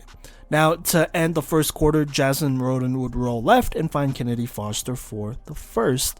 And so that's where we pick up in the second quarter. First down here, Roden, quick check down to Emma Wagman, only gets a yard. Second down here, they run a play here, but a personal foul is thrown on, I believe, I want to say it's Wagenman, because it was checked down to her for kind of trucking a defender here.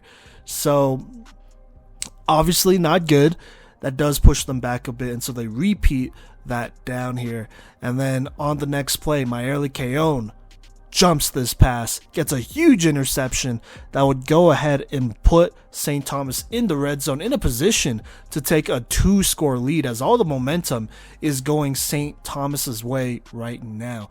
Now, after a drop on second down, Holly Neer throws a great ball to the outside shoulder of her receiver, Riona Baker, and she brings in her third touchdown of the game to make it 19-7. Not even bad defense. This was just really good ball placement by Neer, and then great body control by Baker to pull in a third touchdown.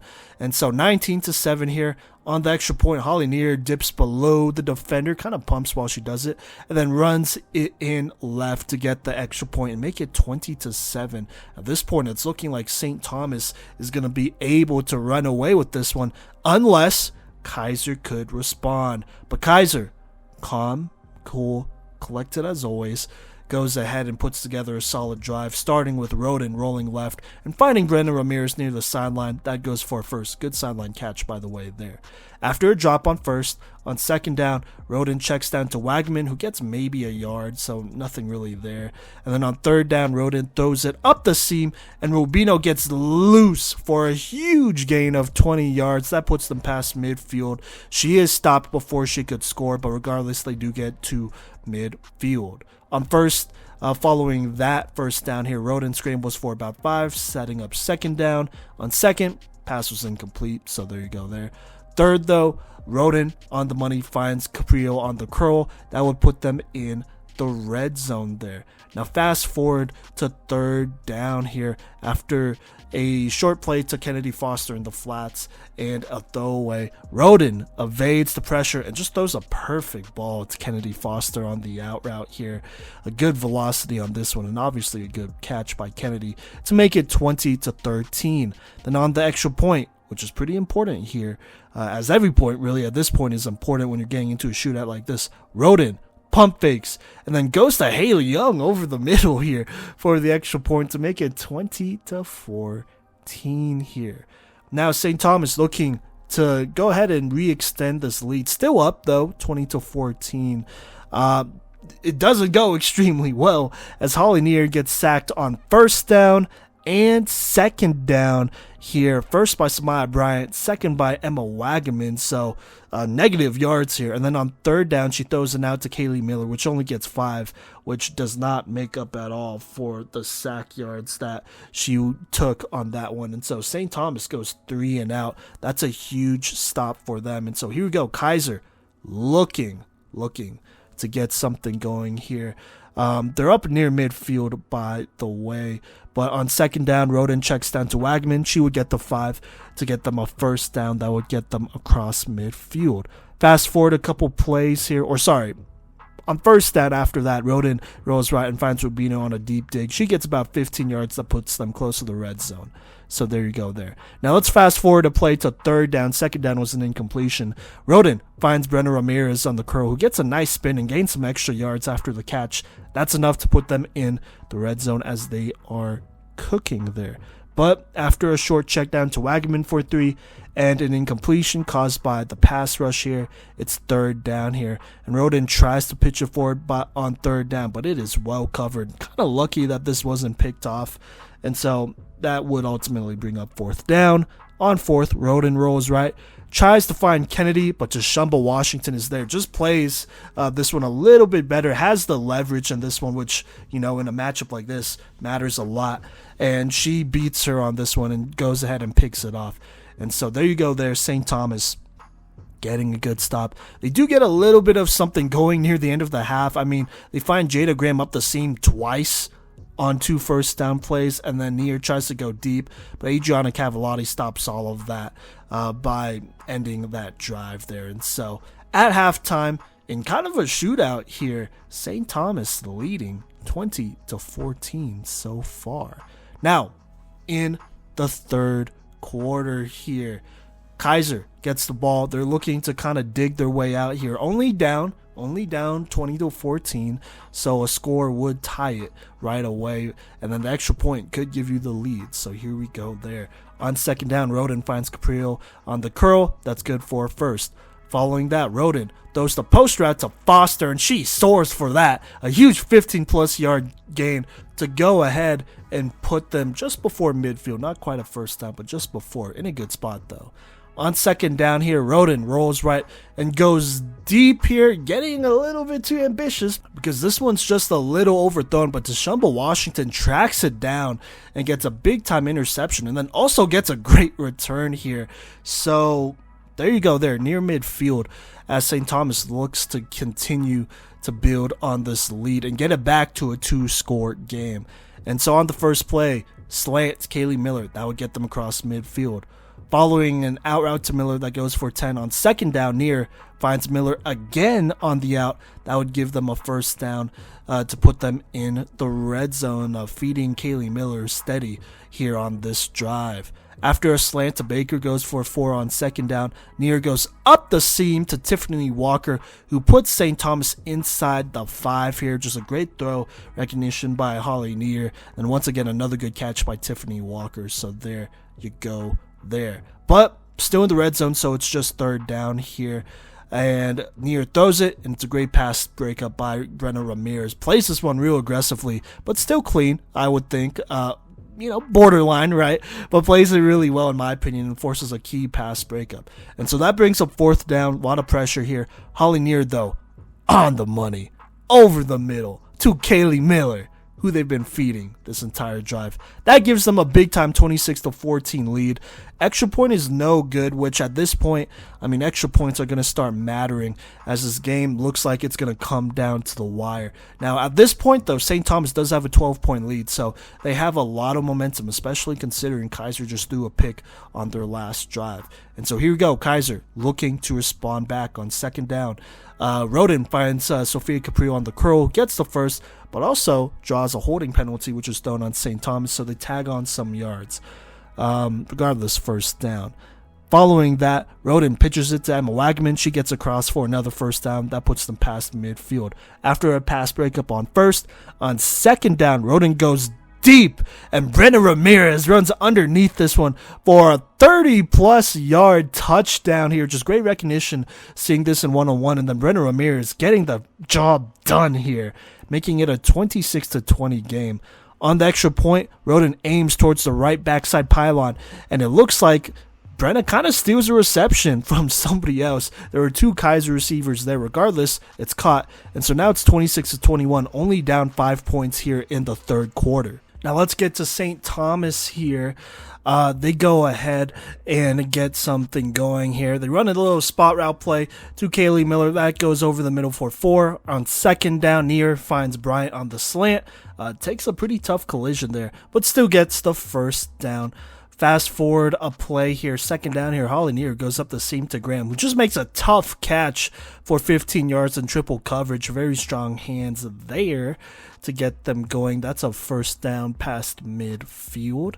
And that basically would end this drive here. Not this drive, but would end this quarter here, as the drive would continue next here, a play or two later on second down. At the top of the fourth quarter, the ball is thrown, and it's tipped up and picked off by Samaya Bryant. This is big time. It gives Keiser a chance to potentially take the lead. But unfortunately, a pitch forward on the first play is almost picked by Maria Vega, which would have been ironic since she played for Keiser last year. But it's dropped and incomplete. Second down, Okoro to Ramirez gets about 10. Third down, though, there's another drop here by Keiser, so that's incomplete.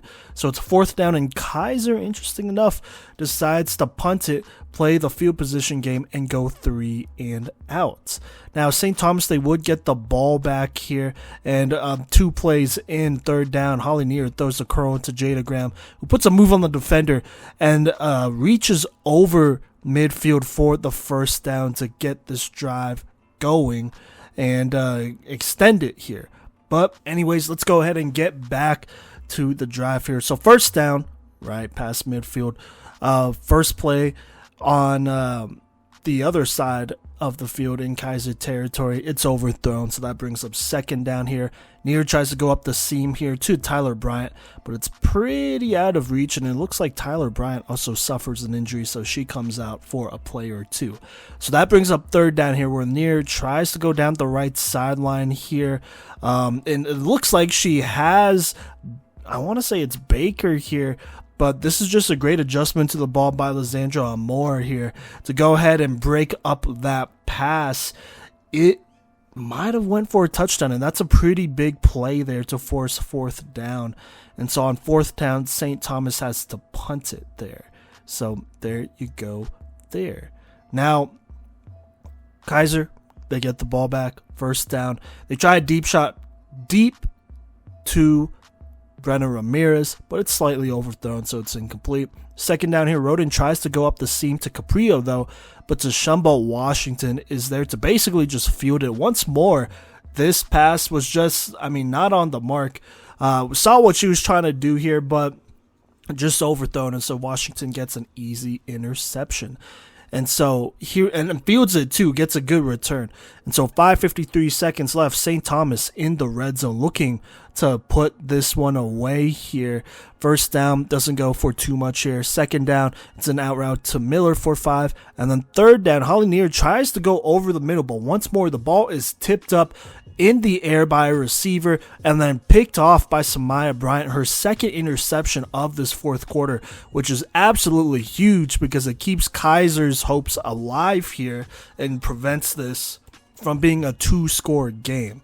But Keiser is kind of on the one here, though. Eventually, they do get out thanks to a couple of check down passes to Emma Wagenman. And then on third down, Roden finds Kennedy Foster on the post, who gets them the first down. And that's how this drive starts, despite being backed up into their own end zone there. Now, after a couple short curl throws to Caprio, one for 6, another for 5. On third down here, Roden rolls right and finds Brenna Ramirez, who makes a play or two miss and then spins for some great yardage to get Keiser across midfield before the 2-minute warning. Just a great job by Brenna Ramirez, who's on it. And then following the 2-minute warning, first down past midfield, Roden drops back and hits Brenna Ramirez on the skinny post. Great throw by Roden, and Ramirez gets separation, and she comes down with it inside the 5 here in the red zone. Is stopped just a little short, but a huge splash play of about 20 plus yards or so to go ahead and get Keiser set up here. And so here we go in the red zone, first down. Roden rolls right and finds Kennedy Foster for the touchdown as Keiser takes the 27 1-point lead here, 27-26, as the extra point is no good. Now, St. Thomas, they're not out of it. Literally only need one touchdown, and obviously there's no field goal, so you have to score here. And so here's what happens. Holly Near on first down throws it, and once again, Lizamore almost picks this one off, but it's just incomplete. On second down, Near finds Shumba Washington on the drag, who then pitches it to Kaylee Miller, who then pitches it again, but unfortunately flag guarding is called on St. Thomas, and so this big play is brought back here. Repeat second down. And so here we go. Near comes back to Graham on the curl, who would just go ahead and give them the first down there just like that. Following that, Near finds Graham again for 5. On second, Near forced to check down. Unfortunately, to Maya Salas, because of the pressure, she only gets 3. So that brings up third down here, where Near finds Washington on the post, who makes a couple players miss, but still gets them across midfield. Doesn't score, but gets a huge 20 or so yard gain. So there you go there. On first down, though, Holly Near throws the out to Miller, but they call a penalty on St. Thomas, which will move them back. I didn't quite see what it was. They said it was a personal foul, because it moved St. Thomas back to 10. But like I said, I just didn't quite see what happened there. So there you go there. So repeat first down, but they are moved back 10 yards. But on first down, Holly Near tries to flip it to Salas, but she only gets 2 yards. She does bring it in, but she only gets 2 yards. And so that forces St. Thomas to call another timeout. Second down here. At this point, time's running out. Only 10 seconds left. Holly Near throws it. It looks like her arm might have been hit here. Maybe that would have been roughing the passer. We'll see. But incomplete. Third down here. 4 seconds left. Holly Near tries to throw the post to Walker. But it's over the middle. I mean, Keiser was playing so far back. It was over the middle of the field when she caught it. And so she gets corralled and her flag is pulled inbounds. And that's it. Keiser will go back to the Final Four as they defeat St. Thomas in a thriller. 27-26. St. Thomas not quite able to get anything going at the end there. And so Keiser will be playing Thomas on Saturday morning for a chance at the national championship, while St. Thomas will unfortunately be eliminated. Now, want to keep the reactions for Monday's episode. You can find a lot of our reactions to all the teams there, but this was tough for St. Thomas. I mean, it was a close game, but at the end, it just really felt like some of these injuries just really caught up to St. Thomas. I mean, no Dominique Parks. Shumba Washington was just a little shaken up. She was probably playing hurt, as a lot of these players were. But it was obvious that maybe she was just a little bit unhealthy in that last game. Then you also have Jada Graham, who was fortunate to come back and play and had some big plays, but it was obvious her mobility wasn't the same. She wasn't quite the same deep threat, which I feel like is a really big difference for the St. Thomas team. Regardless, they battled, and a lot of players stepped up. Unfortunately, they just came up short at one point. So you got to look back at some of these extra points. And then obviously, I mean, you threw 2 interceptions in the fourth quarter. And it wasn't maybe the cleanest game here, but you still had a chance to win it. They just weren't quite able to. So there you go. But we'll talk about it more later here. Not on this episode, but on the next episode. Keiser will be moving on to the next round to go play Thomas for a chance at the national championship. All right. Now, right before the national championship on Saturday, that's May 20th, we do have a final semifinal game here to decide who will be playing Ottawa in the national championship. And it's 2 teams that Ottawa is very familiar with. I'd say both of these teams have rivalries with Ottawa. And so honestly, both of them, either of them would have been a great matchup for playing Ottawa. And then obviously if the team loses, well then, I mean, you're done. That's it, because this is the loser's side. Each of these teams have already sustained 1 loss. And so those 2 teams are Thomas and Keiser here. So interesting enough, and this is just a little bit of history here between these 2 programs. Keiser has never defeated Thomas, ever. And this is the first time they're playing in Atlanta. Obviously, they've played both in Thomasville and West Palm Beach, both in the regular season. And, I mean, last year they played in the conference tournament as well. and I mean, it's always been close matchups. I mean, just looking at these scores, first one was 13-19, 18-19, 6-7, 0-7, and then I guess this year is when things started getting a little bit farther away. I mean, they lost 6-25 in Thomasville, but in general, this is a very competitive matchup, and so I was kind of surprised that they've never beat them before. It's feel like that they probably would have at some point. But anyways, let's go ahead and hop into this game here. This is a chance for a spot in the national championship. So here we go. First quarter, Alexa Wilson in at quarterback here. It looks like she's trying to go deep to Jones on the first play, but the ball kind of gets tipped up here. I mean, it's not the worst pass. It just got tipped up, and it is intercepted by Sofia Caprio, so that's pretty big time.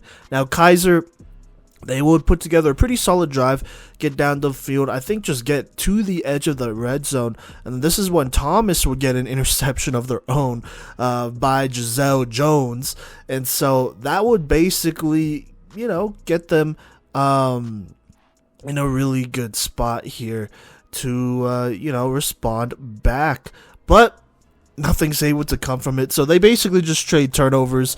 Thomas does get a first down, but they punt it right after that. And so here we go, 6 minutes, 20 seconds left in the first quarter. Keiser has the ball back, and here's what happens. Roden throws one deep down the right sideline and finds Brennan Ramirez, who makes an excellent diving catch, and a throw right on the money by Roden goes for 20-plus past midfield here. I mean, this is just one-on-one, my receiver versus your DB, and a lot of credit to Jasmine Roden for just putting it on the money, and as well as Brennan Ramirez, the freshman, I mean, having an excellent tournament.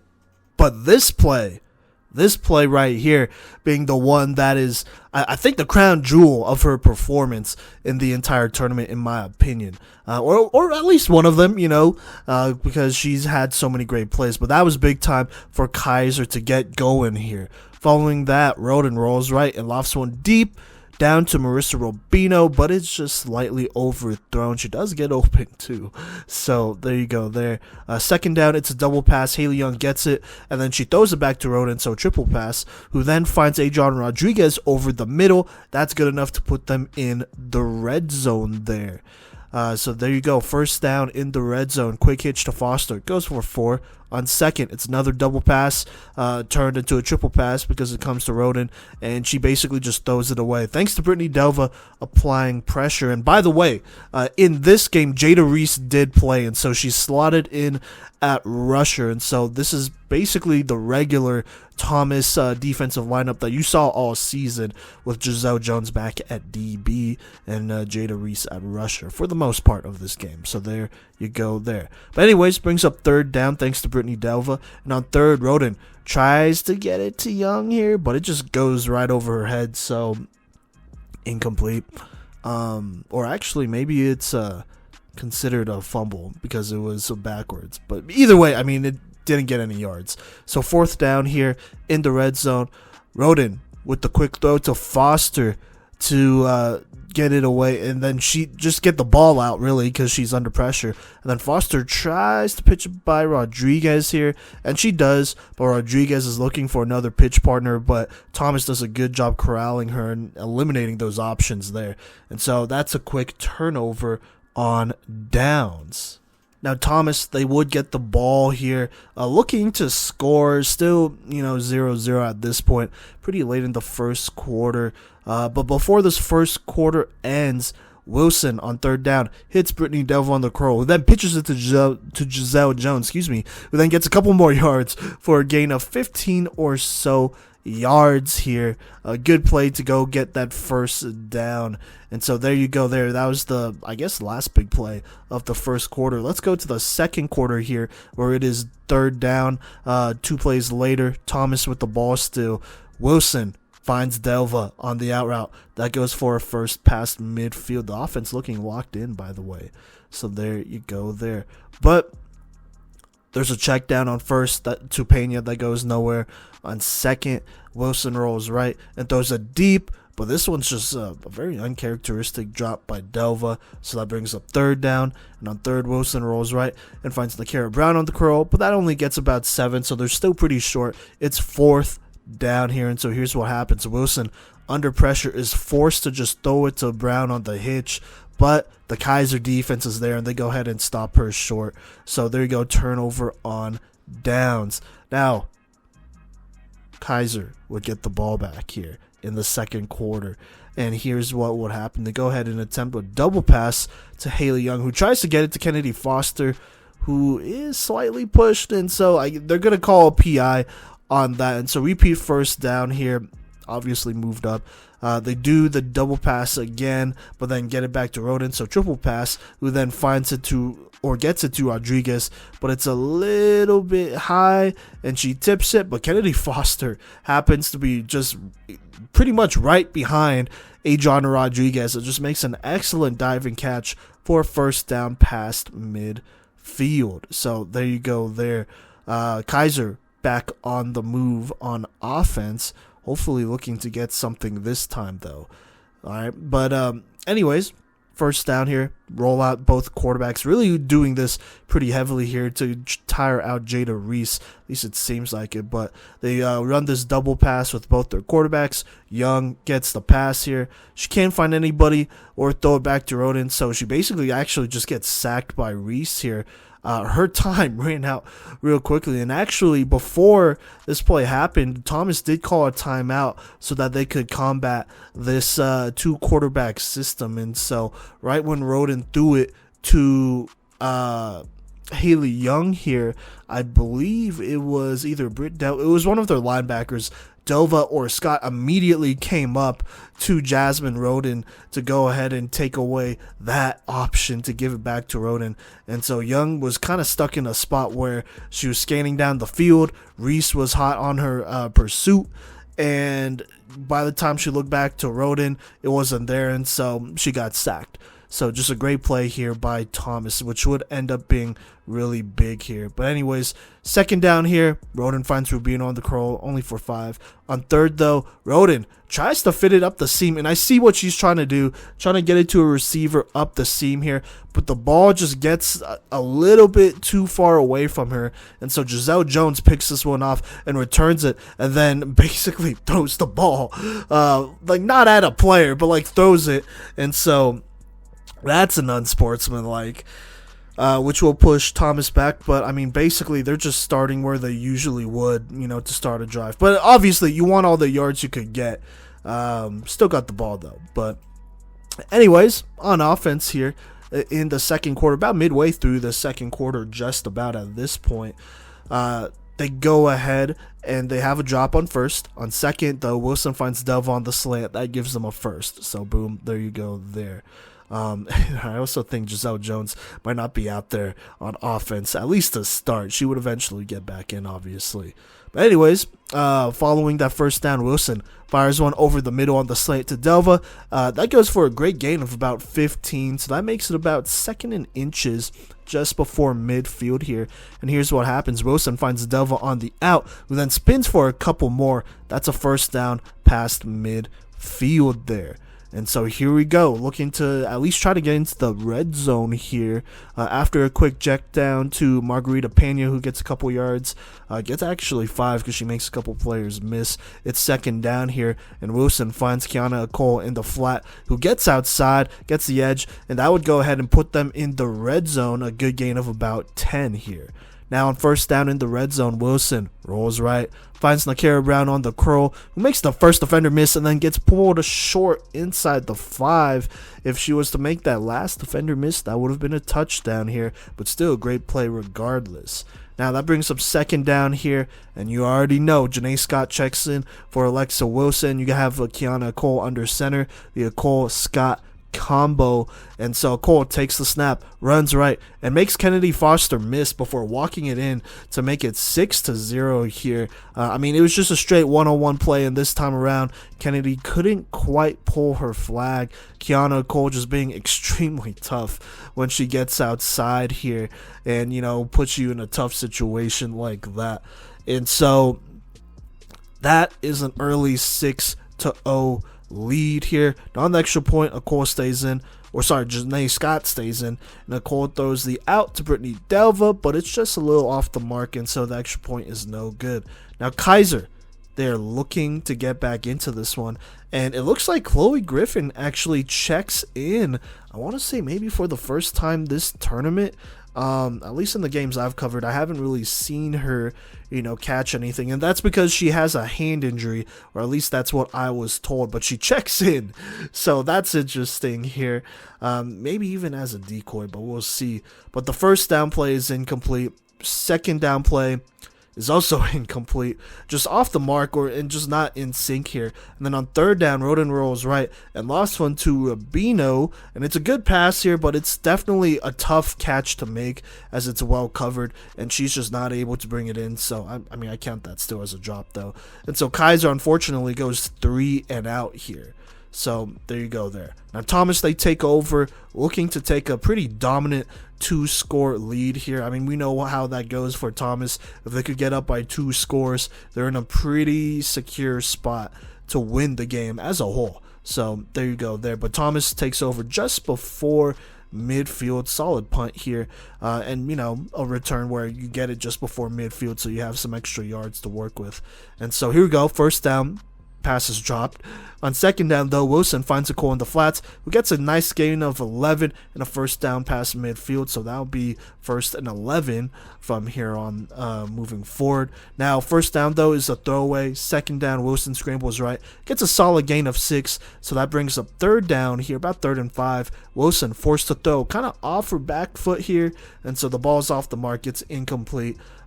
Great pressure by Keiser on that one.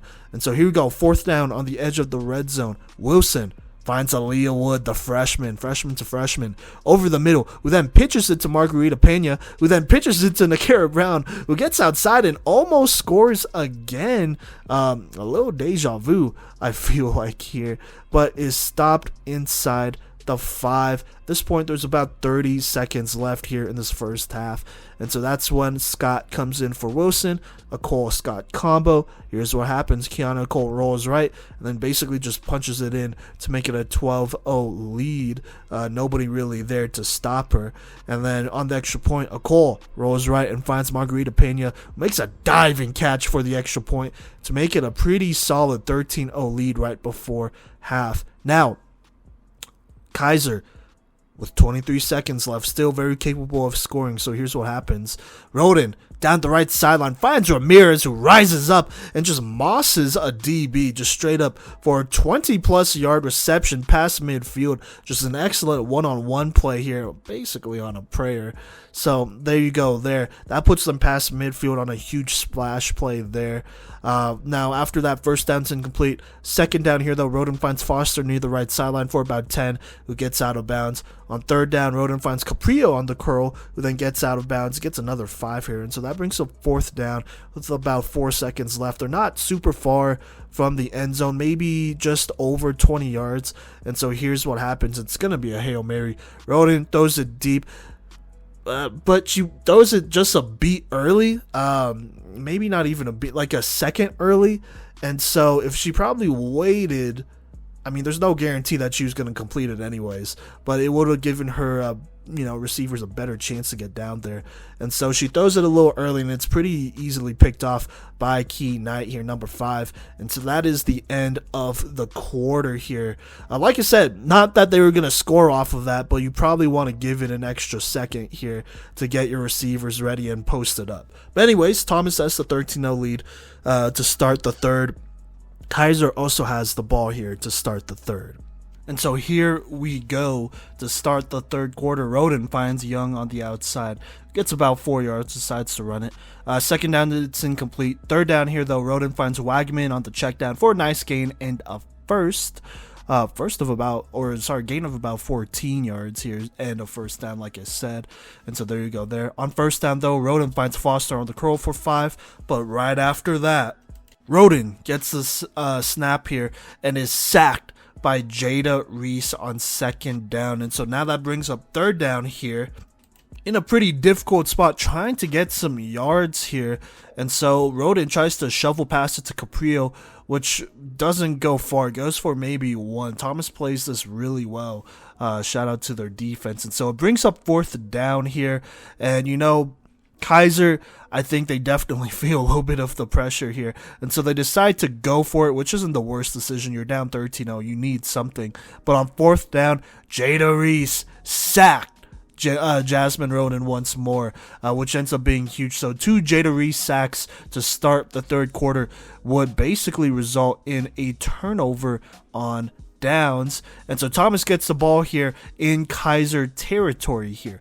Now, first down, it's a deep shot. It's incomplete. Second down, though, Wilson finds a Cole on the check down. That's good enough for a first down in the red zone. Following that, Wilson rolls right and then just goes ahead and takes it herself. Makes a player miss before tiptoeing, sliding down the sideline for almost 10.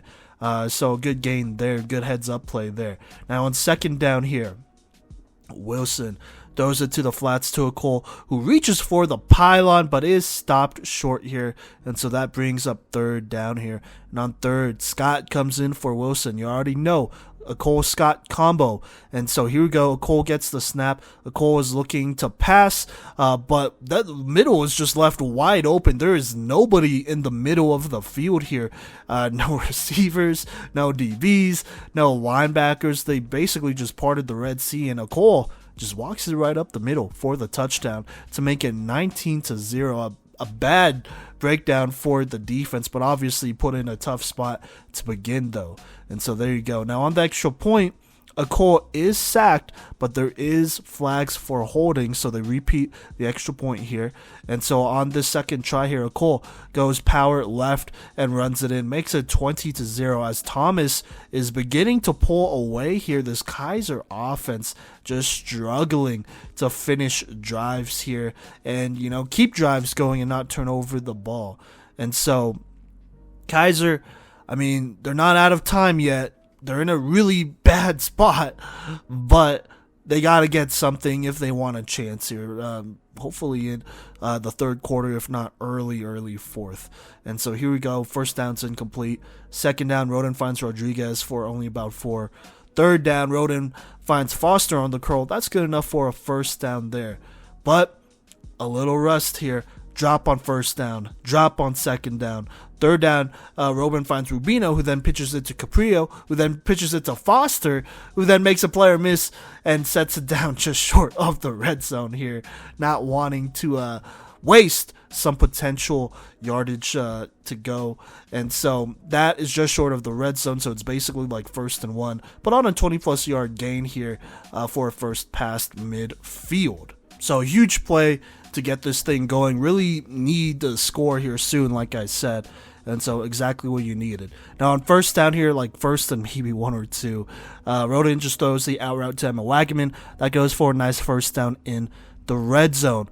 But following that, just a low snap, not a good snap. I don't know if there was a way she could have recovered this one without just going all out and diving for it, which she would have been down. But a low snap would result in a loss of a couple yards here.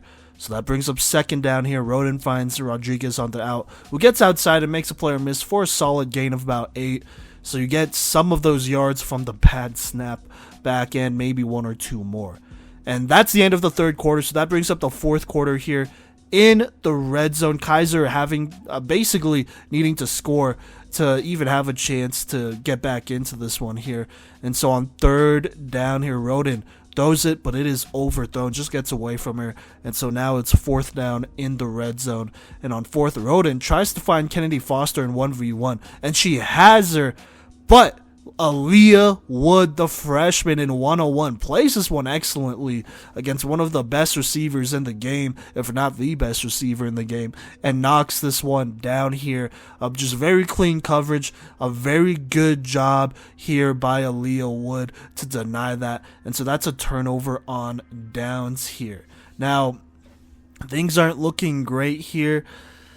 Keiser needs to get on the board, just plain and simple, and so here we go. But they have to get a stop first. Thomas, though, looking to definitely run out this clock, and so they sub in Cole and Scott as the combo here to, run out the clock, but they don't get a lot of yards here. In fact, their longest, or I guess their biggest gain on this drive specifically, was a 3-yard play where Cole ran right here. for 3. So there you go. And then you had to pitch to Scott for 1. And then it became 4th down. And so they basically went 3 and out here. Now Keiser will get the ball back. At this point, they're just trying to get something here. And so Rodin finds Adriana Cavallati, who makes a couple players miss here, and gets across midfield. But Aaliyah Wood, with the diving snag to stop a potential touchdown, would prevent that from happening and force Keiser to use a little bit more time to score here if they were going to. Or, force Keiser to work a little bit harder at scoring here. And so on 1st down, out route to Foster, who makes a perfect catch and then tiptoes down the sideline and accelerates for a great gain of 15 here.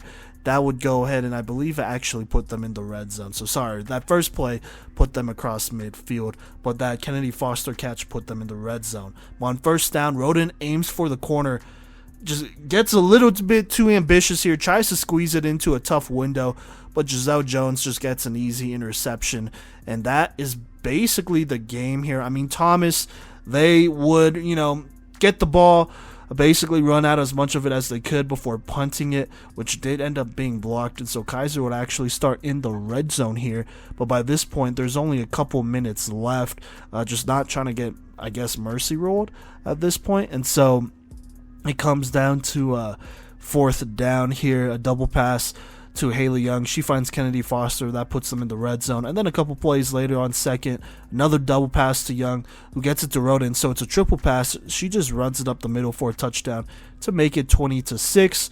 Then she finds Rodriguez on the out to make it 20-7. And then Thomas, they get the ball, and they use a pretty good amount of the clock here. Get it down past the 2-minute warning and force Keiser to take a couple, 2 timeouts before they punt it. But at this point, less than 2 minutes, only 1 timeout. There's no way Keiser could win it.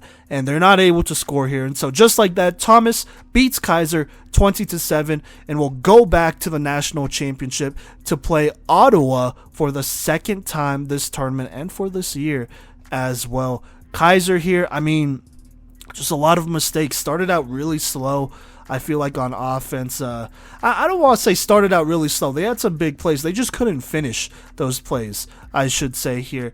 And they just had opportunities to score and get down the field, and they just couldn't extend too many drives here and finish too many of them. A lot of credit to this Thomas defense, though. They played extremely well. Obviously, having Jada Reese back was big time. She was a big impact on this game. But unfortunately, and this is a little bit of a spoiler, but she would not play any of the national championship at all. So this would basically be the last time we saw her in the tournament here, which is interesting. But regardless, Ottawa versus Thomas in the national championship. All right. Well, we're finally here. We got the national championship Saturday here. I believe it is May 20th when this game happened, and we have a rematch from last year. Ottawa versus Thomas. Thomas beating Keiser on the loser side of the bracket to go ahead and punch their way into the national championship. Ottawa punching their ticket in the previous day on Friday the 19th by beating Thomas to get to this national championship. And so let's go ahead and set the stage here. Ottawa, obviously the 2-time defending national champs, looking to become the 3-time defending national champs. If they win one more game, then they are the national champs. Now, Thomas, on the other hand, they have to win 2 games in a row, so it's not going to be enough to beat them once. You got to beat them a second time, but first things first, to even have a chance at that, you got to win this first game here. And so we're going to go ahead and talk about it right here. Ottawa versus Thomas. Thomas takes over on offense to start the game here. And it is Alexa Wilson in at quarterback, and they are sticking to a game plan. And they're throwing a lot of quick hitches, a lot of quick throws, just real basically grip and rip type of deals where you just get the snap and then you throw it basically right after. And so Thomas honestly is going real quick here. Wilson finding Delva a couple of times along with a Cole. She eventually finds Kiana Cole, actually. That would go for a nice 15-yard gain and their first down of this game and the drive. And this one was almost dangerous. Kiana Cole almost broke it loose. She just had to beat one more defender, but she was taken down. Regardless, though, still a first down. A couple of short passes later, 2nd and 1, Wilson finds Brittany Delva on the hitch for a first. That goes ahead and puts them past midfield. Moving on later in this drive, it's 3rd and 3 after a couple more short passes. Wilson throws the hitch to Delva, who gets the first down, putting them in the red zone right here. But a couple more short plays later, it is 4th and 2 here, and that is when Janae Scott checks in for Alexa Wilson and Kiana Cole goes under center, their classic red zone packages here. And so here is what happens on 4th and 2. They snap it. Cole tries to evade the rush, but Suze Kaufman comes up with a huge sack, and that's a turnover on downs on the very first drive. Now, Ottawa would have a very similar drive right after that here in their first offensive drive of the national championship. Madison Carrera would go ahead and find Bailey Hodgins on a drag route on 2nd down, I want to say 2nd or 3rd down, and that would go ahead and give them a first down. A play later here, Carrera on 2nd and inches goes ahead and scrambles left for about 15. That puts Ottawa across midfield there. But once again, it is 2nd down after a pass deflection by Sanaya Glover. Here's what happens. Glover gets to the receiver just a little bit too early on this play and kind of knocks over the receiver here. And so that's going to be a PI, and that's a costly mistake. That'll put Ottawa in the red zone after a couple of plays. But like I said, just like Thomas, it comes down to a 4th and goal situation here, looking to get something going. And here's what happens. Madison Carrera drops back, throws it to a receiver, but it is overthrown just off the mark. So that's a turnover on down. So 2 drives, 1 for each, both resulting in them getting into the red zone at least, but not being able to convert. Now, Thomas back on offense. Alexa Wilson finds Brittany Delva, on the quick hitter. That goes for a first down. Following that, Wilson tries to go deep up the seam, and she has Aaliyah Wood, but she drops. Probably what would have been a touchdown there. And so that's just a very unfortunate missed opportunity. But you know what? Let's go fast forward a play here and actually go into the second quarter. It is 3rd and 1 here. Wilson rolls out right and finds Aaliyah Wood, who makes up for that and gets a good snag for the first down. That puts them past midfield here.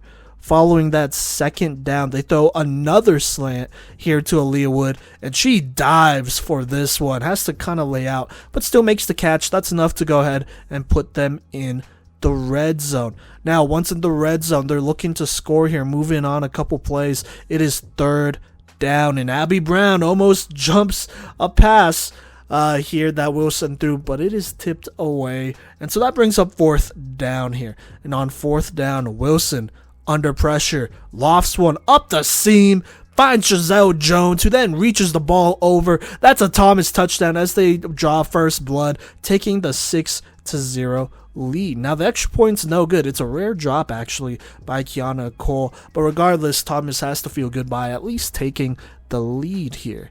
Now, Ottawa looking to respond back. On 2nd down here, Carrera scrambles for the first, but there's a penalty on the offense. I don't think I quite caught what it was. They didn't say, but it was a penalty on the offense. It's probably a personal, to be honest with you. So that moves them back. 2nd down, they're repeating it, and here's what happens. Carrera checks down to Linkus for a couple. Doesn't go too far here. Doesn't get all the penalty yards yet. So now it's third down here. And on third down, Keiser just overthrows this one, which is real interesting. And so that brings up fourth down where Ottawa decides to punt this one, basically going 3 and out, that penalty being real costly. And so here we go, Thomas looking to stack onto this lead here. Wilson finds Dove on the pitch, who goes and gets the first here. Looks like she's a little shaken up here, limping a little, but regardless, gets the first. That puts them past midfield, which is really important here. Following that, Wilson tries to throw the post to Leah Wood, but she kind of just get out-muscled for it, and honestly tries to prevent the interception, because that's what it would have been, and she does, and so it's just incomplete. Second down here, it's a quick throw tonight, that goes for 3. That brings up third down here, and on third down, Wilson fires up the seam to Brittany Delva, who just kind of rips this football away from the Ottawa defender and then marches down the field here for a big-time Thomas touchdown. First off, beautiful throw by Alexa Wilson, and then just trusting Brittany Delva, who has to make a play on this one. It's right in front of her, and she is just very physical with this football, brings it in, and then runs it in, and that gives Thomas a 12-0 lead. Then on the extra point, Wilson lofts one to the back of the end zone to Margarita Pena. That's good for the extra point, making it 13-0 here. And so here we go, Ottawa already looking at a 2-score deficit. They need a score. They really need a score before half. And so here's how they get started. Carrera finds Alyssa Linkus on the drag route. She makes a couple players miss and gets like 15 plus yards. Great play by Linkus there. But anyways, first down here. And then on first down here, a low pass, it's incomplete. That brings up second down. They try to do a double pass here where Quinn throws it to Carrera, who goes out for a pass, and she gets the first down past midfield, which is a really interesting play call. But moving on a couple plays here, it is 4th and 1. They're on the edge of the red zone here. Carrera, under pressure, finds a Mandolin Scalisi, who makes a physical catch through contact and gets them a very key first down in the red zone here. So, in the red zone, Carrera throws a beautiful post route to Jaslyn Camacho, who scores to make it 13-6. And then on the extra point, Carrera checks it down to Scalisi. She makes it 13-7 as Ottawa begins to put in a little bit more work here and dig into this lead. Now, there's about a minute 33 left here, and nothing too much really happens. They get a first down here. Leah Wood would get a first down, but they would eventually stall out and punt with about 32 seconds left. Ottawa would get this kind of near midfield and would call some short passes, but eventually it comes down to 4th down, and it is intercepted by Aaliyah Wood to end the half here. As Ottawa they were almost able to score on that last drive. They were maybe 20-ish yards away-ish, right? But just a great play by Aaliyah Wood to just go ahead and kill that. But going into the third quarter and the second half, Thomas leads 13-7 in this first national championship. And remember, if they win, they get another game to win the national championship. And if they lose, then it's over. That's it. And so here we go. Third quarter, Ottawa has the football on offense here to start. Carrera scrambles left, stops short. It's about 2nd and 1, though. She goes ahead and sidearms this one on a check down pass to Addie Orsburn, who goes and gets the first down. But let's move on to second down here. Carrera tries to go deep, taking a shot downfield, but it is overthrown, and Sanaya Glover actually is able to run down this pass and intercept it, basically running the route here, and gets a huge interception to slam the door shut on a potential Ottawa tying play, that is, end drive. So there you go there. Huge play by Sanaya Glover. Thomas takes over with a chance to build on this lead here. And so going to second down, Wilson throws a quick hitch to Brittany Delva, who then fakes the pitch and then goes upfield and gets a good gain of about 16 yards here. And that makes it 1st and 9 here.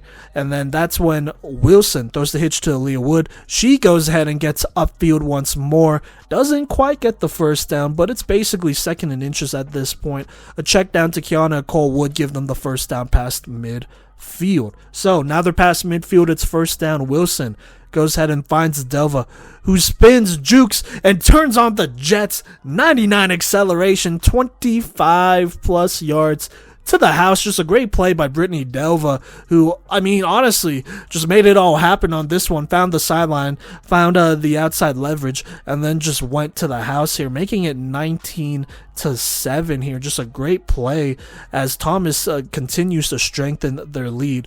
Now, the throw on the extra point is no good, so it stays at 19-7. Now, Ottawa, obviously not out of it. If you could get a score in the third quarter, you got to feel great going into the fourth, but you got to get one here in the third or early fourth, though. And so here is what happens. On second down, they run a nice little misdirection swing route type of deal here to Addie Osborne, who gets a first down. So there you go there. Fast forward to third down, about 5:38 left here in the third quarter. Carrera rolls left and finds Linkus on the drag. She goes ahead and does the rest and get them past midfield. Moving on to second down here. It's about 2nd and 1. They go ahead and call a play. Carrera finds Osborne once more, who puts them in the red zone. Addie Osborne coming up big here in this national championship and playoffs. So there you go. But couple plays into the red zone, it eventually comes down to a fourth down play. Ottawa needs this, and so here's what happens. They go ahead and run the play, and Mandolin Scalisi is wide open. It looks to be a miscommunication on Thomas, and so that's an easy touchdown there to make it a 19-13 game. Extra point is no good. So going into the fourth quarter, it is a 6-point game, but Thomas, they do have the lead here, looking to continue to build on it.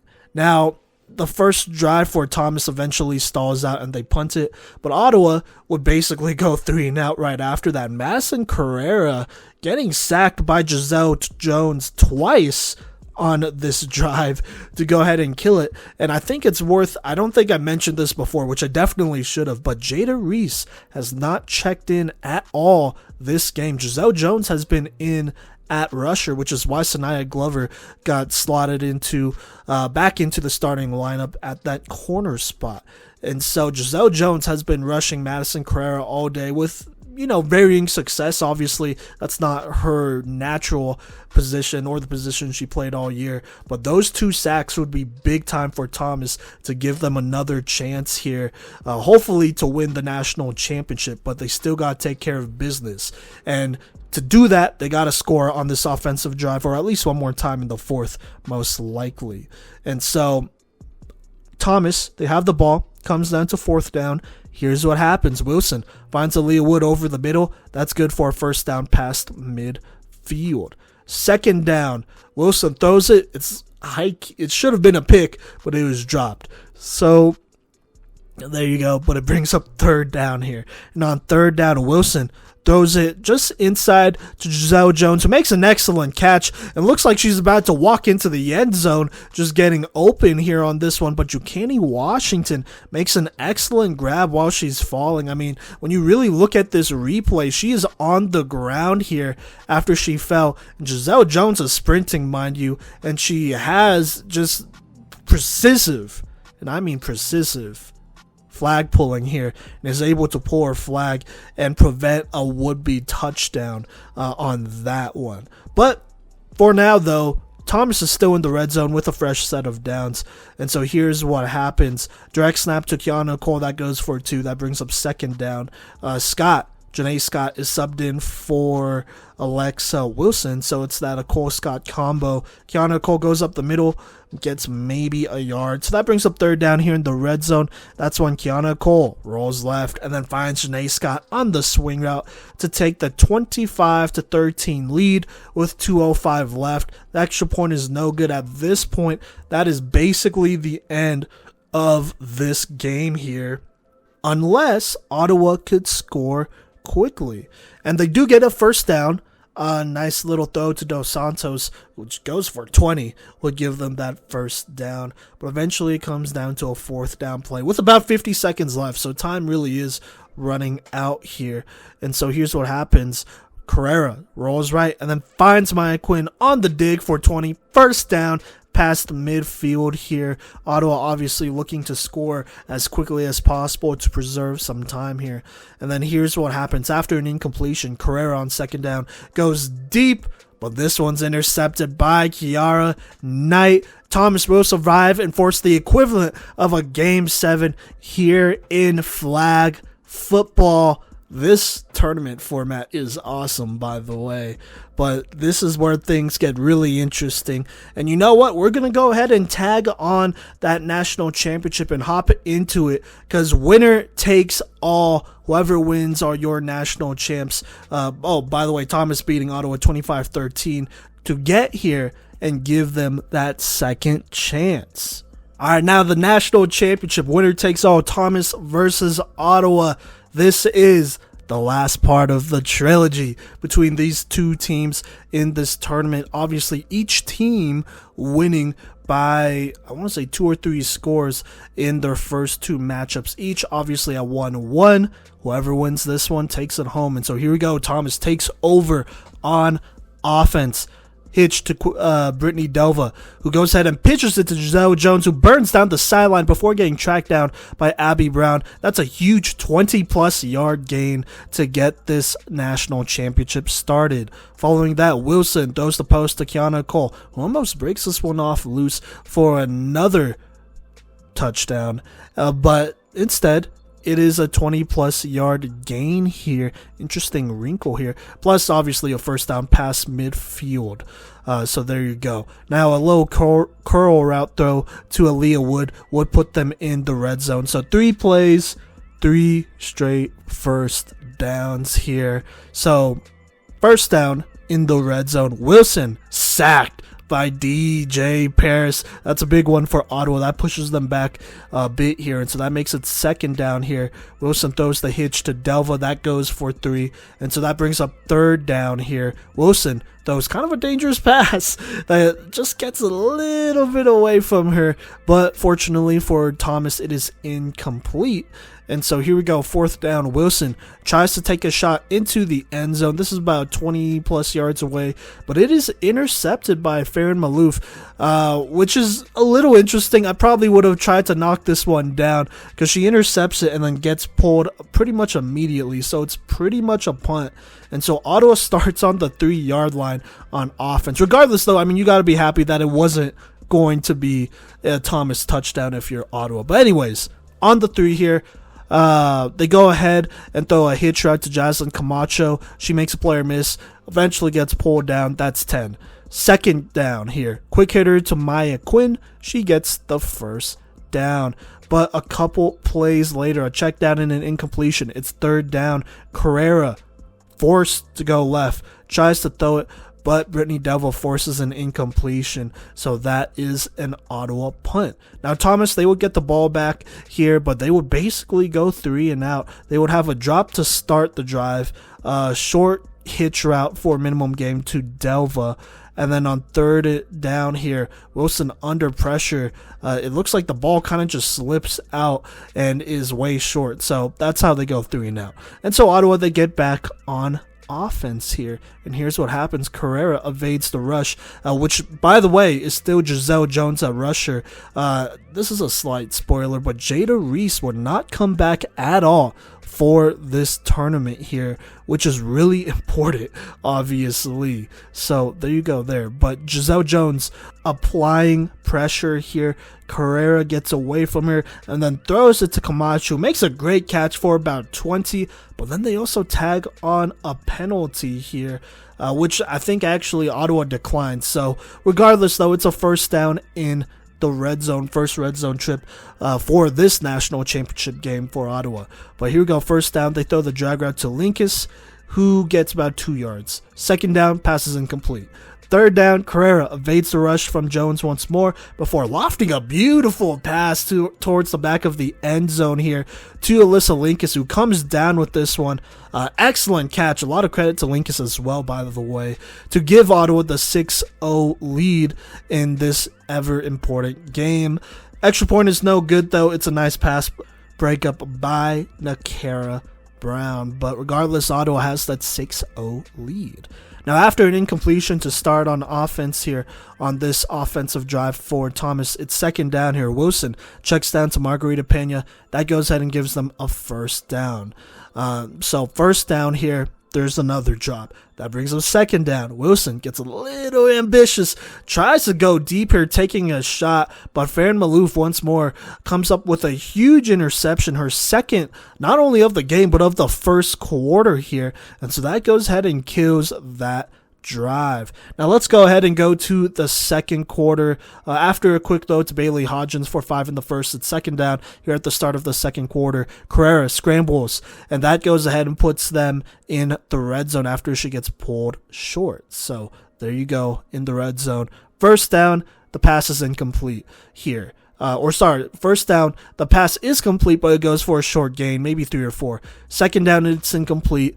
Third down here, Carrera scrambles right, but is stopped just short, maybe about 4 yards away. And so here we go, 4th and 4 in the red zone. Carrera throws it to Linkus, and she has her. It's on the money, but it is dropped by Linkus, who had a not just a step, but a couple of steps here. And so that's a pretty key turnover on downs. Still, though, Ottawa with the lead here. Now, Thomas, the struggles continue here as they go 3 and out here. I mean, it starts with a nice out route to Wood, and then second down, it's a drop. That kind of kills them. Then third down, Wilson throws the deep dig route to Nakara Brown, who gets about 14, but they are stopped just a little bit short here. And so it's 4th and inches. They definitely could have went for it. I think it's obviously safer to play the field position game here. So they punt it. All right. And now Ottawa, they get the ball back here, looking to stack up on this lead here. They go ahead and throw a curl route to Dos Santos here, who gets the first down past midfield. But then this Thomas defense comes up to play. Janae Scott almost picks off the ball. It's dropped, but that brings up second down here with no gain on that first down play. On second down, they throw the curl to Dos Santos. That goes for 5. That brings up 3rd and 11. And on third down, Carrera goes deep and has it on the money here, but it is dropped once more by Maya Quinn. And so that makes it 4th and 11. And Ottawa decides to punt it, giving Thomas a little bit of a taste of their own medicine, playing this field positioning game. And so there you go. Thomas, they do get the ball back, but they are pinned back just a little bit here. But on the first play of this drive here, Wilson sacked by Paris. That pushes them back pretty significantly here. But brings up second down regardless. And on second, Wilson throws the post to Cole, who gets a little free. It gets about 16 yards. Obviously not a first just yet, but gets a good chunk of change here. And then on third down, Wilson finds Delva on the hitch, who spins out of a tackle and gets some great yards after the catch for a first down. That goes for about 15-ish here, maybe a little bit more, and that would be good enough for a first down, this time past midfield. So now they're in Ottawa territory. After a quick throw to Brown for 3, it's second down. Wilson throws the quick hitch to Delva for the first, who goes ahead and puts them in the red zone. And at this point, right before this first down play in the red zone, we hit the 2-minute warning. But unfortunately, on first down, a false start pushes back Thomas. So they got a repeat first down here, hitting some setbacks on this drive, but continuing to persevere. But first down here, they throw it. Wilson throws it to Wood. It's a really low throw, but Wood comes up with the catch. That goes for maybe 2 yards. Second down here, Wilson finds a Cole on the quick out. That goes for 12. So it's pretty manageable with 3rd and 10 here in the red zone. Then here's what happens. Wilson throws the slant to Nakara Brown, who then pitches it to Knight, who then dives for the touchdown as Thomas ties it at 6-6. And then on the extra point, a Cole rolls right and then finds Nakara Brown wide open over the middle, basically throws across her body to make it a 7-6 Thomas lead. Now, I am going to acknowledge this. I'm pretty sure you can't jump for a touchdown, but I mean, you can't jump forward, right?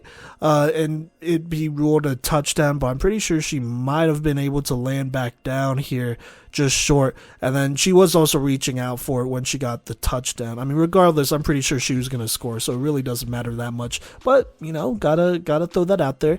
That is what the announcer said as well, so don't come at me. But anyways, there you go. Thomas, they do take the lead here before half. There's about 31 seconds left. And Ottawa, they try to do what they can here. Carlota Dos Santos would give them their first down with about 27 seconds left. And then following that on third down, Carrera rolls left and finds Bailey Hodgins, who bobbles the ball a little bit, but tips it back to herself for a huge 20-yard play for another first down and a spike. And then with 4 seconds left, it's interesting. Carrera probably could have taken a shot into the end zone, but they did apply pressure, and so she had to check it down to Scalisi, who, I mean, they're way too far, and she gets pulled here. And so there you go. Thomas leads 7-6 here at halftime over Ottawa. Whoever dominates the second half would obviously go ahead and win a national championship. So that is on the line here. In the third quarter, not too much really goes down here. I mean, look, Ottawa, they do start with the ball. They do get a first down here. Carrera scrambling for that one. But then, you have a couple plays in a row that just doesn't go your way. The first down play is almost picked off, but it's incomplete. Second down here, it's a check down to Orsburn for 4 yards. 3rd and 16 here. Carrera pitches it to Randria Gamble, who then throws it to Carrera. That gets only 4. And so 4th and 12, they punt it. So there you go. Quick drive by Ottawa there. Now Thomas would have a little bit of a longer drive here, looking to obviously extend this lead and be a little bit more comfortable here going into the fourth. And so here's what happens. Wilson throws the curl to Aaliyah Wood. That's a first down right there. Goes for about 5. A couple plays later, though, it's 4th and 1 near midfield. Alexa Wilson runs it up the middle, reaches out, which is important, gets the first down, extending this drive. Third down here, Wilson rolls left and finds Delva, who gets held here but also breaks a couple of those poles and gets some extra yardage. But they're going to call holding on Ottawa, which will tag on some extra yards regardless. So it's first down here in the red zone, and unfortunately a false start on Thomas would move them back. So repeat first down, they throw it, pass is dropped. Second down here, Wilson under pressure, tries to evade the rush here and steps off her back foot, throwing a very ill-advised pass, which is intercepted by Suze Kaufman and returned a pretty solid amount here. Just not the greatest play. I mean, it's not a good play at all from a freshman here in this situation. And so this is a little bit of a game changer here as Ottawa goes ahead and prevents Thomas from scoring while putting them in a position to score. And so here we go, third down here. Carrera tries a little jump pass after running forward, but Janae Scott basically blocks this one and swipes at it. So there you go, it's 4th down here. But on 4th down, a direct snap to Addie Orsburn. She reaches out for it. That's a first down. You pretty much knew it was coming, and they jumped it here, but Orsburn just was barely able to get it. So it's basically a full 1st and 20 here. So there you go there. Now, following that first down, Carrera aims for Linkus, but Sanaya Glover almost picks this one off. And then Linkus almost catches it. And then Kiara Knight behind Linkus almost picks it off, but it's incomplete. The ball falls dead. That could have been a game-changing play. But you know what? Thomas, they have the lead 7-6 going into the fourth quarter. Ottawa, though, driving. And so 2nd and 19. It's an overthrow. That brings up 3rd and 19. Carrera just checks it down to Addie Orsburn, who gets a solid 9 or so yards after a good pull by Giselle Jones, by the way. So it brings up 4th and 9 here. And so they are kind of near midfield. Ottawa, I mean, you feel the pressure here. I'm not mad at them going for it here.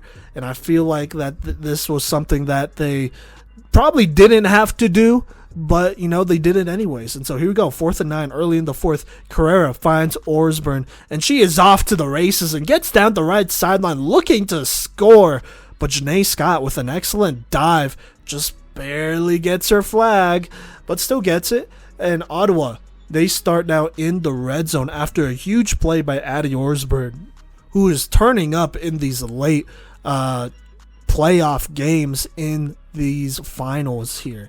And so first down in the red zone, the first play, it's incomplete. Second down here, it's a direct snap to Osborne. And then after a diving pull, she gets about 2 yards.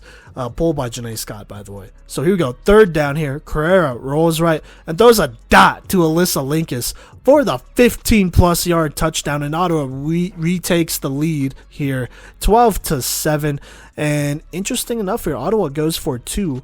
Well, I guess it's not that interesting. I mean, regardless, you want to give yourself the best chance to take a pretty substantial lead. And so they go for 2 here, and Carrera throws it, but it is knocked down by Kiara Knight and Akira Brown, who kind of collided into each other.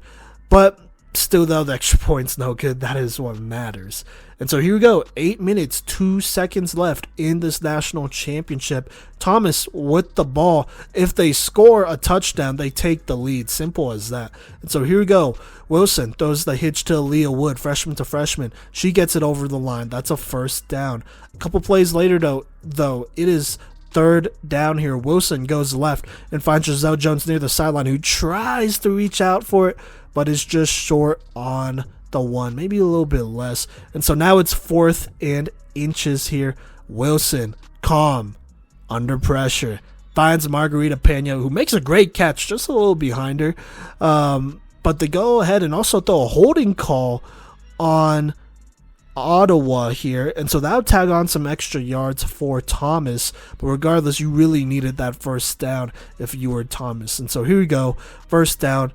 Wilson throws the hitch to Delva, who spins, but is just short of that next first down marker. It's 2nd and inches here. And on second down, Wilson evades the pressure going left and finds Margarita Pena for 7 here. That would put them in the red zone here.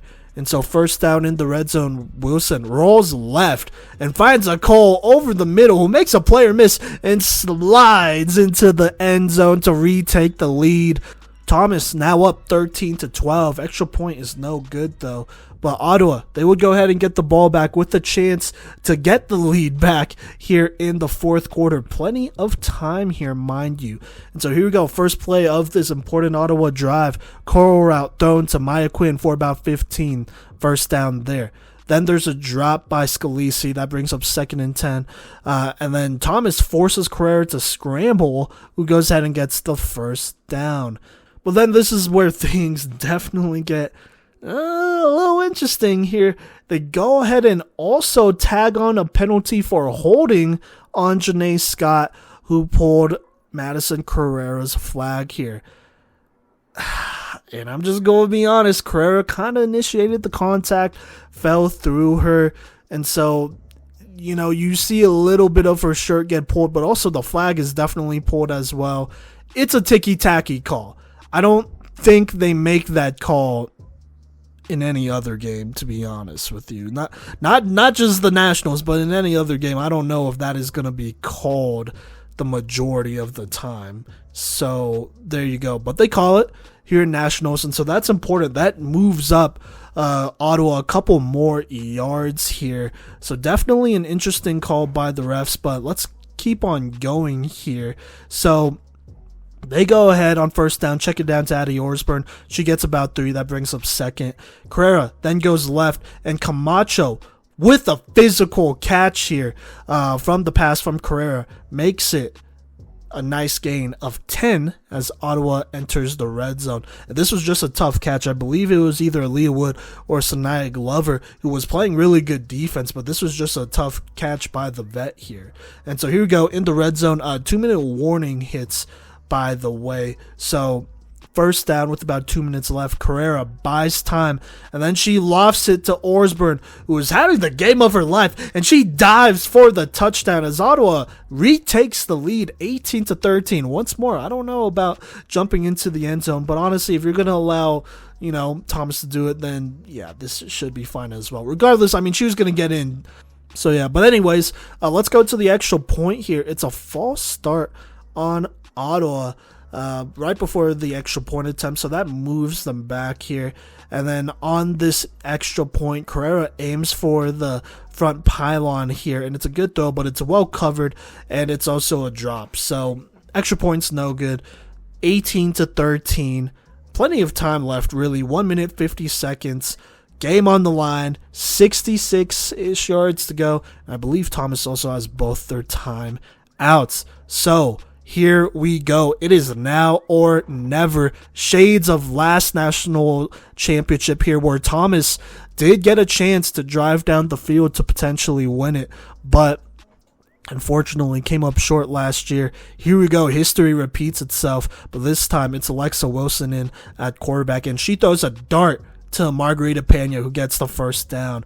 Following that, Wilson finds Kiana Cole over the middle. That goes for another 8. Second down, though. Wilson throws the hitch to Aaliyah Wood, who gets another 6. It's about 3rd and 4 here. And then Wilson finds Pena, who then pitches it to Aaliyah Wood, who finds the outside and is off to the races down the right sideline before getting tracked down just barely here by Farron Maloof. That is a game-saving touchdown here. Thomas, though, is in the red zone, I believe inside the 5 here, off of an excellent play from Pena to Aaliyah Wood. And really, I mean, that must have given Ottawa a heart attack, because that probably would have been a score if Farron Maloof did not get there. And so here we go in the red zone, 52 seconds left and counting. Wilson still in, checks it down to Cole, who gets about 2. Second down here. Janae Scott comes in for Alexa Wilson, and you see this famed Cole Scott combo, the red zone package here. And here's what happens on second. Cole just goes right up the middle and loses about 2 yards, so maybe not the greatest play. But clock is ticking, so there's about 26 seconds left here. Third down, Cole runs left, reaches out the football. It looks like she gets across, but the refs rule her short. 4th down and inches. I am not going to talk about that on this episode, but we'll talk about it on the next episode when talking about reactions. But I guess I could talk about it a little bit here. I thought she was in, and just looking at the replay, it really looked like she was in. But stopped on the goal line here. Still, though, plenty of time. It's 4th and inches, 18 seconds as the clock continues to roll here. Thomas eventually calls a timeout just a little bit too late, but I mean, it's 4th down, so I guess it doesn't matter, and you want to not give Ottawa too much time to work with. So here we go, 6 seconds left. Do or die. 4th down coming out from this timeout here. Alexa Wilson stays on the sidelines for this one. They are sticking to Cole and Scott. And here we go. They get the snap. Cole just runs it up the middle, but is stopped well short. But then something crazy happens. The refs, they go ahead and kind of stop the play like really late. Like the play already happened. And they said that they had to change the game clock and that Thomas did not run the play on their time. At least that's how I understood it. And so it's going to be a replay of that 4th down play here. And so here we go. The clock is the correct amount of seconds, and they go ahead and keep Cole and Scott in, and they snap it, and Cole reaches over, and she is basically tackled, it looks like, by Abby Brown, and her flag is pulled. And so that's a personal foul, obviously, on Ottawa. I mean, you could have just pulled her flag, and so that's definitely a little bit of a costly mistake for Ottawa. And so that gives them one more untimed down. I believe it's maybe half the distance to the goal line, I mean, if that matters. So it's even less inches at this point, but still 4th down, untimed. It looks like this is going to be the last play of the game regardless.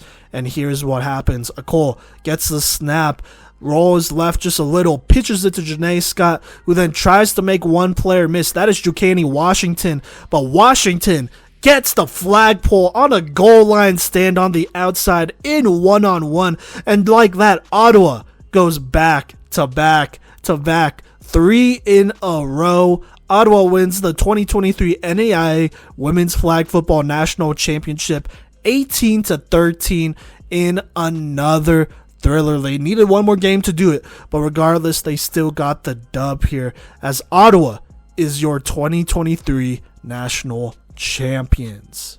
Okay, first off, thank you so much for rocking with us. I don't expect anybody to listen to this outro, but if you are here, thank you for rocking with us. This was, it's always a daunting task to cover this. We really want to cover it to the best of our abilities.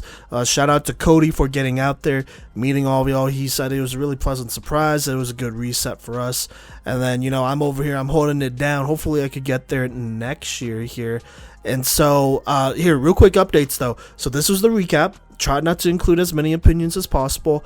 Next Monday, so that's like 2 or 3 days from now, I'm just going to go ahead and make sure I find the date here.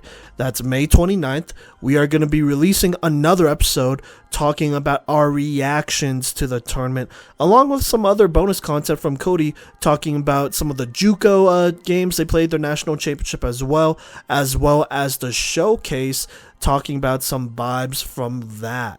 So make sure you tune in for that here. But like I said, thank you so much for rocking with us, and we will catch you later.